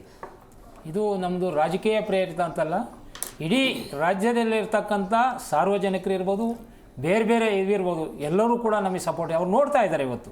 ಈಗ ಒಂದು ಹೇಳಿರಿ ಶಕ್ತಿ ಯೋಜನೆ ಅಂತಕ್ಕಂಥದ್ದು, ಶಕ್ತಿ ಯೋಜನೆಯಲ್ಲಿ ಅವ್ರು ಹೇಳ್ತಾರೆ 100, 150, 180 ಅಂತ. ಆ 180 ಇರ್ತಕ್ಕಂಥ ಒಂದು ಎಲ್ಲರ ಒಂದು ಅವನು ಟಿಕೆಟ್ ಕೊಟ್ಟಿರ್ತಾನೆ, ಕಂಡಕ್ಟ್ರು ಯಾವುದೇ ತಪ್ಪಿಸಲ್ಲ. ಅದು ಯಾವುದೋ ಆಧಾರ್ ಕಾರ್ಡ್ ಇರ್ಬೋದು, ಅದು ಇದು ಯಾವುದೋ ಒಂದು ಸೇರಿಸಿ ಅವನು ಟಿಕೆಟ್ ಕೊಟ್ಟಿರ್ತಾನೆ. ಯಾವುದೋ ಮಧ್ಯಭಾಗದಲ್ಲಿ ಒಂದು ಹೋಟ್ಲಲ್ಲಿ ನಿಲ್ಲಿಸ್ಬಿಟ್ರೆ ಅಲ್ಲಿ ಒಂದು 10 ಜನ ಇಳ್ಕೊಂಡು ಹೊರಟೋಗ್ತಾರೆ, ಇಳಿದು ಬೇರೆ ಬಸ್ ಹಚ್ಬಿಡ್ತಾರೆ. ಅದೇ ಗಾಡಿ ಮುಂದೆ ಹೋದಂಥ ಸಂದರ್ಭದಲ್ಲಿ ಅದೇ ಗಾಡಿಗೆ ತನಿಖಾ ದಳ ಚೆಕ್ ಮಾಡಿದಾಗ 10 ಟಿಕೆಟು ಎಕ್ಸಸ್ ಕೊಟ್ಟಿದೆಯಾ ನೀನು, ಅಂದರೆ 10 ಟಿಕೆಟ ಶಕ್ತಿ ಯೋಜನೆ ಟಿಕೆಟ್ ಜಾಸ್ತಿ ಕೊಟ್ಟಿದೆಯಾ ಅಂತ ಕೇಸ್ ಬರ್ದ. ಅಂದರೆ ಅವನು ಅಲ್ಲಿಂದ ಹೋಗಿ ಡಿಪೋಗೆ ಹೋಗಿ ಅವ್ನು ಕ್ಯಾಶ್ ಕಟ್ಟೋದ್ರೊಳಗೆ ಅವನು ಸಸ್ಪೆಂಡ್ ಆರ್ಡರ್ ಬಂದಿರುತ್ತೆ. ಹೇಗಿದೆ ನೋಡಿ ಅದು. ಅಂದರೆ ಶಕ್ತಿ ಯೋಜನೆಯಿಂದ ಇಷ್ಟು ಸಂಕಷ್ಟದಲ್ಲಿದ್ದಾರೆ ಕಾರ್ಮಿಕರು ಅಂತ ಸರ್ಕಾರಕ್ಕೂ ಗೊತ್ತಿದೆ, ಇಲ್ಲಿರೋ ಆಡಳಿತವರೆಗೂ ಗೊತ್ತಿದ್ರು ಕೂಡ ಅವ್ರ ಬಗ್ಗೆ ಇವತ್ತಿನವರೆಗೂ ಚಿಂತನೆ ಮಾಡಲ್ಲ. ಈ ಶಕ್ತಿ ಯೋಜನೆಯಿಂದ ಎಷ್ಟು ಜನ ಅಮಾನತ್ತಾಗಿದ್ದಾರೆ ಅಂತ ಬೇಕಾದ್ರೆ ಇವತ್ತು ಲಿಸ್ಟ್ ತಗೊಳ್ಳಿ. ಸರ್ಕಾರ ಒಂದು ಇದನ್ನು ಬಿಟ್ಟು ಯೋಗ ಬಿಟ್ಟು ಒಂದು ಎಷ್ಟು 1000 ಜನ ಸಸ್ಪೆಂಡ್ ಆಗಿದ್ದಾರೆ ಆ ಕೇಸ್. ಒಂದು ಟಿಕೆಟ್ ಇರಲಿ, ಒಂದು ಟಿಕೆಟ್ಗೂ ಸಸ್ಪೆಂಡ್ ಆಗಿದೆ. ಅಂಥದ್ದಿದ್ರೂ ಕೂಡ ಹಂಗಿದೆ ಇವತ್ತು. ಆದರೆ ಇವತ್ತು ಎಲ್ಲ ಸಾರ್ವಜನಿಕರು ಹೆಣ್ಮಕ್ಳು ಇರ್ಬೋದು. ಇವತ್ತು ಶಕ್ತಿ ಯೋಜನೆ ಅಂತ ಹೆಣ್ಮಕ್ಳು ಕೂಡ ಇವತ್ತು ನಮಗೆ ಸಪೋರ್ಟ್ ಮಾಡ್ತಾ ಇದ್ದಾರೆ. ಅಂದರೆ ಈಗ ನಿಮ್ಮ ಪ್ರಮುಖ ಬೇಡಿಕೆಯನ್ನು 36 ತಿಂಗಳ ಹಿಂಬಾಕಿ ಬರಲೇಬೇಕು, ಇಲ್ಲಾಂದರೆ ಬಸ್ಸನ್ನು ನಿಲ್ಲಿಸ್ತೀವಿ, ಓಡಾಟ ಮಾಡಲಿಕ್ಕೆ ಆಗೋದಿಲ್ಲ ಅಂತ ನೀವು ಹೇಳ್ತಾ ಇದ್ದೀರಿ. ಹೌದು. ಹಂಗಂದ್ರೆ ನಾಳೆ ಬಸ್ ಓಡಾಟ ಮಾಡತ್ತಾ ಇಲ್ಲ? ಇಲ್ಲ, ನಾಳೆ ಇವತ್ತೇ ನಾವು 4 ಗಂಟೆ ತೀರ್ಮಾನ ಬರಲಿಲ್ಲ ಅಂದ್ರೆ ಏನು ಮಾಡ್ತೀರಿ? ಇಲ್ಲ, ತೀರ್ಮಾನ ಮಾಡಿ ಬಂದ್ ಮಾಡಿ ಇವತ್ತೇನಾದರೂ ಸರ್ಕಾರ ಅಥವಾ ಆಡಳಿತ ವರ್ಗ ಇವತ್ತು ಸಾಯಂಕಾಲದೊಳಗಡೆ ಅವರು ತೀರ್ಮಾನ ಮಾಡಿ ನಮ್ಮ ಜೊತೆ ಮಾತುಕತೆ ಮಾಡಿ ನಾವು 38 ತಿಂಗಳ ಅರಿಯಾಸ್ ನಿಮಗೆ ಕೊಡ್ತೀವಿ. 26 ಬೇಡ, 26 ನಾವು ತಗೊಳಕ್ಕೆ ಒಪ್ಪೋದಿಲ್ಲ. ಯಾಕೆಂದರೆ ನಾವು ನಿಮ್ಗೆ ಹೇಳಿದ್ವಿ 26 ತಗೊಂಡ್ರೆ ಆ ಹಿಂದೆ ಒಂದು 20ರಲ್ಲಿ ಇರ್ತಕ್ಕಂಥ ಜನ ಏನು ಕೋವಿಡ್ ಅಲ್ಲಿ ನಿವೃತ್ತಿ ಆಗಿದ್ದಾರೆ, 1000 ಜನ ನಿವೃತ್ತಿ ಆಗಿದ್ದಾರೆ. ಅದರೊಳಗೆ 357 360 ಜನ ಕೋವಿಡ್ ಅಲ್ಲಿ ಸತ್ತಿದ್ದಾರೆ. ಅವ್ರಿಗೆಲ್ಲ ಈ ಬರ್ತಕ್ಕಂಥ ಬಾಕಿ ಹಣ ಸಿಗೋದಿಲ್ಲ ಯಾರಿಗೊಬ್ರಿಗೆ. ಅಂದರೆ ಅವರು 30, 35, 40 ವರ್ಷ ದುಡ್ದಿರತಕ್ಕಂಥವ್ರಿಗೆ ನೀವು ಅರಿಯಸ್ ಕೊಡಲಿಲ್ಲ ಅಂದರೆ ಅವರ ಪರಿಸ್ಥಿತಿಯನ್ನು ದುಡ್ದಿದ್ದಾರೆ. ಈ ಸಂಸ್ಥೆಯನ್ನು ಕಟ್ಟಿ ಹೋಗಿರ್ತಕ್ಕಂಥವ್ರು ಅವರಿಗೆ ನೀವು ಕೊಡಲಿಲ್ಲ ಅಂದರೆ ಅರ್ಥ ಏನು? ಅದರಿಂದ ನಾವು ಕೇಳ್ಕೊಳ್ಳೋದು ಪ್ರತಿಯೊಬ್ಬರಿಗೂ ಸಿಗಬೇಕಾದ್ರೆ ನೀವು 38 ತಿಂಗಳು ಬಾಕಿಯನ್ನು ಕೊಡಿ. ಯಾಕೆಂದರೆ ಇವತ್ತು ನಿಮ್ಗೆ ದೊಡ್ಡದಲ್ಲ ಕಷ್ಟ. ಇವತ್ತು ರಾಜ್ಯದ ಮುಖ್ಯಮಂತ್ರಿಗಳು ಇವತ್ತು 16-17 ಬಜೆಟ್ ಇವತ್ತು ಅನೌನ್ಸ್ ಮಾಡ್ತಾ ಇದ್ದಾರೆ ಅಂದರೆ ಅವ್ರಿಗೆ ಗೊತ್ತಿದೆ. ಇದು 1700 ಕೋಟಿ 1800 ಕೋಟಿ ದೊಡ್ಡದಲ್ಲ, ಇದು ನಾವು ಕೊಡ್ಬೋದು ಸರ್ಕಾರದಿಂದ ಅಂತ ಅವ್ರಿಗೆ ಗೊತ್ತಿದೆ. ಕೊಡಲಿ, ನಮಗೆ ಇವತ್ತು ಅವ್ರು ಕೊಡಲಿಲ್ಲ ಅಂದರೂ ಕೂಡ ನಮಗೆ ಬಾಕಿ ಇರ್ತಕ್ಕಂಥ ಶಕ್ತಿ ಯೋಜನೆ ಇವಳಿಗೆ ನಮಗೆ ಕೊಡ್ತಕ್ಕಂಥ ಬಾಕಿನೇ 5,000-6,000 ಕೋಟಿ. ಬರಲಿಲ್ಲ ಅಂದ್ರೆ ನಾವು ಖಾಸಗಿ ಬಸ್ಗಳನ್ನು ಓಡಾಟ ಮಾಡ್ತೀವಿ ಅಂತ ಹೇಳ್ತಾರೆ. ಓಡಿಸ್ಲಿ, ಅದೇ ಇಲ್ಲ ನಾವು ಅವರು ಯಾವುದೋ ಬೆದರಿಕೆ ಒಡ್ಡಿ ನಾವು ಖಾಸಗಿ ಬಸ್ ಓಡಿಸ್ತೀವಿ, ನಾವು ಅದು ಓಡಿಸ್ತೀವಿ, ಅವ್ರು ಓಡಿಸ್ಲಿ, ನಾವೇನು ಅದ್ರ ಬಗ್ಗೆ ನಾವು ಚಿಂತೆ ಮಾಡೋಣ. ಆದರೆ ನಮ್ಮ ಬಸ್ಸು ಏನು ಇವತ್ತು ರಾಜ್ಯದಲ್ಲಿ 26,500 ಬಸ್ಸು ರಾಜ್ಯದಾದ್ಯಂತ ಓಡ್ತಾ ಇದೆ. ಆ ಬಸ್ಸು ನಾಳೆ ಇವತ್ತು ರಾತ್ರಿಯಿಂದಲೇ ಸ್ಥಗಿತ ಆದರೂ ಅದು ಇದಿಲ್ಲ. ಅದರಿಂದ ನಾಳೆ 6 ಗಂಟೆಯಿಂದ ಆಗ್ಬೋದು ಅಥವಾ ರಾತ್ರಿಯಿಂದಲೇ ಬಂದಾಗ್ಬೋದು. ನೀವು ಮಧ್ಯಪ್ರವೇಶ ಮಾಡಿ ನಮ್ಮ 38 ತಿಂಗಳ ಅರಿಯಸನ್ನು ಒಪ್ಪಿ ಅಥವಾ 21-24 ವೇತನ ಪರಿಷ್ಕರಣೆ ಮಾತುಕತೆ ಮಾಡಿ ನೀವು ಒಂದು ಒಪ್ಪಂದ ಕೊಟ್ಟರೆ ಇವತ್ತೇ ನಿಮ್ಮ ಮಾತಿಗೆ ನಾವು ಇಲ್ಲಿ ಜೈಕಾರ ಹಾಕಿ ಕಾರ್ಮಿಕರಿಗೆ ಹೇಳ್ತೀವಿ. ಆಗಲೇ ಇಲ್ಲ ಅಂದರೆ ಈಗಲೇ ಅನೌನ್ಸ್ ಮಾಡ್ತೀವಿ. ಈಗಲೇ 4 ಗಂಟೆಗೆ ಅನೌನ್ಸ್ ಆಗುತ್ತೆ. ಮುಷ್ಕರ ಅಂತಕ್ಕಂಥದ್ದು ಇವತ್ತು ರಾತ್ರಿಯಿಂದನೇ ಶುರುವಾಗುತ್ತೆ. ಆಲ್ಮೋಸ್ಟ್ 4 ಗಂಟೆ ಆಯಿತು. ವಿವೇಕಾನಂದ ಸರ್, ಕ್ವಿಕ್ ಆಗಿ ಕೊನೆಯದಾಗಿ ಏನು ಹೇಳ್ತೀರಿ? ಏನಿಲ್ಲ, ಅದೇ ಇವರು ಹೇಳ್ದಂಗೆ ಹಠ ಬೇಕಾಗಿಲ್ಲ ಇಬ್ಬರಿಗೂ. ಯಾಕೆಂದ್ರೆ ನಾವ್ ಯಾರು ಶತ್ರುಗಳಲ್ಲ, ಸರ್ಕಾರ ಕೂಡ ಯಾರೋ ಒಬ್ಬ ವ್ಯಕ್ತಿದಲ್ಲ, ಅಥವಾ KSRTC ಬಸ್ಸು ಕೂಡ ಯಾರದೋ ಖಾಸಗಿ ಆಸ್ತಿನೂ ಅಲ್ಲ. ಇದೆಲ್ಲವೂ ಸಾರ್ವಜನಿಕ ಹಣದಿಂದ ನಡೀತಾ ಇರೋದು. ನನಗೆ KSRTC ಹೆಡ್ ಯಾರಿದ್ದಾರೆ ಸರ್ಕಾರದ ಕಡೆಯಿಂದ, ಅವ್ರನ್ನೇ KSRTC ಇಬ್ಬರು ಮಂತ್ರಿಗಳಲ್ಲದೆ ಅಧ್ಯಕ್ಷರು ಮತ್ತು ನಮ್ಮ ಸ್ನೇಹಿತರು ಅವರು ಉಪಾಧ್ಯಕ್ಷರಿದ್ದಾರೆ. ಸೊ ಇವ್ರಿಗೆಲ್ಲ ಸೇರಿ ಮಾತುಕತೆ ಆಡ್ಬೇಕೆ ಹೊರತು ಹಠ ಮಾಡೋದು ಸರಿ ಇಲ್ಲ. ಇವ್ರು ಪ್ರೈವೇಟ್ ಅವರು ಇವ್ರಿಗೆ ಯಾರ ವಿರುದ್ಧ ಮಾಡ್ತೀರಿ ನೀವು? ಮಾಡಕ್ಕೆ ಶತ್ರು ಯಾರಾದ್ರೂ ಇರ್ಬೇಕಲ್ಲ. ಯಾರೋ ಬೇರೆ ದೇಶದವ್ರು ಏನಾದ್ರೆ ಶತ್ರುಗಳಪ್ಪ ಪರವಾಗಿಲ್ಲ ಅನ್ಬೋದು. ನಾವು ಶತ್ರುಗಳೇ ಅಲ್ಲ, ಒಟ್ಟಿಗೆ ಸರ್ಕಾರ ಖಜಾನೆಯ ಹಣ, ಇದು ಆರ್ಥಿಕ ಸಮಸ್ಯೆ. ಅದರಿಂದ ಏನು ಇಲ್ಲ, ಹಠ ಮಾಡೋದು ಬೇಡ. ದಯವಿಟ್ಟು KSRTCಯಲ್ಲಿ ಚೇರ್ಮನ್ನು ಇದ್ದಾರೆ, ವೈಸ್ ಚೇರ್ಮನ್ನು ಇದ್ದಾರೆ, ಅಧ್ಯಕ್ಷ ಉಪಾಧ್ಯಕ್ಷರು, ಮತ್ತೆ ಅಲ್ಲಿಗೆ ಆಯುಕ್ತರು ಮತ್ತು ಸಾರಿಗೆ ಆಯುಕ್ತರು, ಮಂತ್ರಿಗಳು, ಇಷ್ಟು ಜನ ಇದ್ದ ಮೇಲೆ ಖಂಡಿತವಾಗ್ಲೂ ಅದನ್ನ ಬಗೆಹರಿಸ್ಕೋಬಹುದು. ಬಗೆಹರಿಸುವ ಮಾತುಕತೆ ಆಗ್ಲಿ ಅಂತ ಅಷ್ಟೇ ನಾನು ಹೇಳ್ತೀನಿ. ಮಾತುಕತೆಗಿನ್ನೂ ದೊಡ್ಡದು ಯಾವುದೂ ಇಲ್ಲ ಈ ದೇಶದಲ್ಲಿ. ಮಾತುಕತೆಯಿಂದ ಎಲ್ಲ ಸಮಸ್ಯೆಗಳು ಬಗೆಹರಿಸುತ್ತೆ. ಇದು ಖಾಸಗಿ ಆಸ್ತಿ ಅಲ್ಲ, ಸರ್ಕಾರನೂ ಖಾಸಗಿ ಆಸ್ತಿ ಅಲ್ಲ, ಬಸ್ಸು ಖಾಸಗಿ ಆಸ್ತಿ ಅಲ್ಲ. ಮಾತುಕತೆಯಿಂದ ಬಗೆಹರಿಲಿ, ಜನಕ್ಕೆ ತೊಂದರೆ ಆಗಬಾರ್ದು, ಅದ್ರ ಮುಖಾಂತರ ಸರ್ಕಾರಕ್ಕೂ ನಷ್ಟ ಆಗಬಾರ್ದು ಅಂತ ನಾನು ಅನ್ಕೋತೀನಿ. Yes sir, thank you very much. 3 ಜನಕ್ಕೂ ಇಷ್ಟೊತ್ತು ಕಾರ್ಯಕ್ರಮಕ್ಕೆ ಜಾಯ್ನ್ ಆಗಿದ್ದಕ್ಕೆ. ಎಸ್ ಸರ್, ನೋಡಿದ್ರಲ್ಲ ವೀಕ್ಷಕರೇ, ಕ್ವಿಕ್ ಆಗಿ ಸರ್ ಏನಿಲ್ಲ ಇವಾಗಲ್ಲ 2016 ಕೂಡ ಮುಷ್ಕರ ಆಗಿತ್ತು ನಮ್ಮ ಹಿಂದೆ. ಇದೇ ಸಿದ್ದರಾಮಯ್ಯನವರು ಮುಖ್ಯಮಂತ್ರಿ ರಾಮಲಿಂಗಾರೆಡ್ಡಿ ಅವರೇ ಇದ್ರು. ಅವಾಗಲೂ ಕೂಡ ಮುಷ್ಕರ 3ನೇ ದಿನಕ್ಕೇನೆ ಇವರೇ ಎಂಟ್ರಿ ಆದರು, ಸಿದ್ದರಾಮಯ್ಯನವರೇ ಎಂಟ್ರಿ ಆಗಿ. ಅವ್ರ ಮಗ ಬೆಲ್ಜಿಯಂನಲ್ಲಿ ತೀರ್ಕೊಂಡಿದ್ರು. ಅವಾಗ ತೀರ್ಕೊಂಡ್ರು ಕೂಡ ನಾನು ಹೋಗ್ತೀನಿ ಹಂಗಾಗಿದೆ ಅಂತ ಹೇಳಲಿಲ್ಲ ಅವರು. ನಮಗೇನು ಅನಿಸ್ಕೊತಾ ಭಾಳ ಕರುಣೆ ಬಂತು ಅವ್ರ ಮೇಲೆ. ಏನಪ್ಪ ಕಾರ್ಮಿಕರ ಮೇಲೆ ಇಷ್ಟೊಂದು ಅವರು ವಿಶ್ವಾಸ ಇಟ್ಕೊಂಡು ಬಟ್ ಈಗ ಮತ್ತೆ ಭರವಸೆ ಇದೆ ಅಂತ ಹೇಳ್ತಾ ಇದ್ರು. ಅವರು ಈ ಸಮಸ್ಯೆ ಬಗೆಹರಿಸಿ ಫಾರಿನ್ಗೆ ಹೋದ್ರು ಅವರು. ಅದನ್ನು ನಾವು ನೆಚ್ತೇವೆ, ಅವರಿಗೆ ನಾವು ಶಬ್ಬಸ್ಗಿರಿ ಕೊಡ್ತೇವೆ ಅಂತ ಇದೆ ಅಂತೇಳಿ. ಆದರೆ ಈ ಬಾರಿ ಅವರು ಈ ರೀತಿ ಹಠ ಮಾಡೋದು ಸಮಂಜಸ ಅಲ್ಲ ಅಂತ ನಮ್ಮ ಎಸ್ ನೋಡಿದ್ರಲ್ಲ ವೀಕ್ಷಕರೇ, ಪ್ರಮುಖವಾಗಿ ಈ ಸಾರಿಗೆ ನೌಕರರ ಹೋರಾಟ ಇದೆಯಲ್ಲ, ಇನ್ನೇನು ಕೆಲವೇ ಕ್ಷಣಗಳಲ್ಲಿ ಅದರ ಕ್ಲಾರಿಟಿ ಸಿಗುತ್ತೆ. ಒಂದು ವೇಳೆ ಸರ್ಕಾರ ಮಧ್ಯಪ್ರವೇಶ ಮಾಡಿ ಇದಕ್ಕೆ ಸರಿಯಾದ ರೀತಿಯಲ್ಲಿ ಪರಿಹಾರ ಕಂಡುಕೊಳ್ಳಿಲ್ಲ ಅಂತ ಹೇಳಿದ್ರೆ ಇದರ ಹೋರಾಟ ಬೇರೆ ತರ ಆಗತ್ತೆ. ಅಂದ್ರೆ ನಾಳೆ ಬಸ್ಗಳ ಓಡಾಟ ಸಮಸ್ಯೆ ಆಗಬಹುದು. ಸೊ ಹಂಗಾಗಿ ಸಾರಿಗೆ ನೌಕರರ ಹೋರಾಟ ನ್ಯಾಯಸಮ್ಮತ ಆಗಿದ್ರೂ ಕೂಡ ಸಾರ್ವಜನಿಕರ ಹಿತವನ್ನು ಕಾಪಾಡೋದು ಬಹಳ ಮುಖ್ಯ ಆಗತ್ತೆ. ಹಂಗಾಗಿ ಸರ್ಕಾರ ಮತ್ತೆ ಹೋರಾಟಗಾರರ ಜೊತೆಗೆ ಒಂದು ಕೂತ್ಕೊಂಡು ಮಾತುಕತೆ ನಡೆಸಿ ಈ ಸಮಸ್ಯೆಯನ್ನ ಅಥವಾ ಸಮಸ್ಯೆಯನ್ನ ಪರಿಹಾರ ಕಂಡುಕೊಳ್ಳುವಂತ ಕೆಲಸವನ್ನ ಈ ಸಾರಿಗೆ ಸಂಸ್ಥೆ ಮಾಡಬೇಕು, ರಾಜ್ಯ ಸರ್ಕಾರ ಮಾಡಬೇಕಾಗತ್ತೆ. ಅಂತಿಮವಾಗಿ ಏನು ಮಾಡಬೇಕು, ಇಲ್ಲಿ ಗಲಾಟೆ ಗದ್ದಲ ಏನೇ ಇದ್ರೂ ಕೂಡ ಸಾರ್ವಜನಿಕರ ಪರವಾಗಿ ಅವರಿಗೆ ಯಾವುದೇ ರೀತಿಯ ಸಮಸ್ಯೆ ಆಗಬಾರದು ಅಂತ ಹೇಳ್ತಾ ಇವತ್ತಿನ ಕಾರ್ಯಕ್ರಮದಲ್ಲಿ ಮುಗಿಸ್ತಾ ಇದ್ದೀವಿ. ಇನ್ನೇನು ಕೆಲವೇ ಕ್ಷಣಗಳಲ್ಲಿ ಗೊತ್ತಾಗುತ್ತೆ ಈ ಹೋರಾಟ ಮುಂದುವರಿಯುತ್ತಾ ಅಥವಾ ಸದ್ಯಕ್ಕೆ ನಿಲ್ಲಕ್ಕಾಗತ್ತೆ ಅಂತೇಳಿ. ಬಟ್ 26 ಬೇಡವೇ ಬೇಡ, ನಮಗೆ 38 ತಿಂಗಳ ವೇತನ ಬಾಕಿ ಬೇಕು ಅಂತ ಹೇಳ್ತಿದ್ದಾರೆ. ನೋಡೋಣ, ಕಾದು ನೋಡೋಣ ಏನಾಗುತ್ತೆ ಅಂತೇಳಿ. ಇದಾಗಿತ್ತು ಇವತ್ತಿನ ವಿಶೇಷ. ಮತ್ತಷ್ಟು ಅಪ್ಡೇಟ್ಸ್ಗಾಗಿ ನೋಡ್ತಾ ಇರಿ ಜಿ ಕನ್ನಡ ನ್ಯೂಸ್. ಸತ್ಯವೇ ಸುದ್ದಿಯ ಜೀವಾಳ.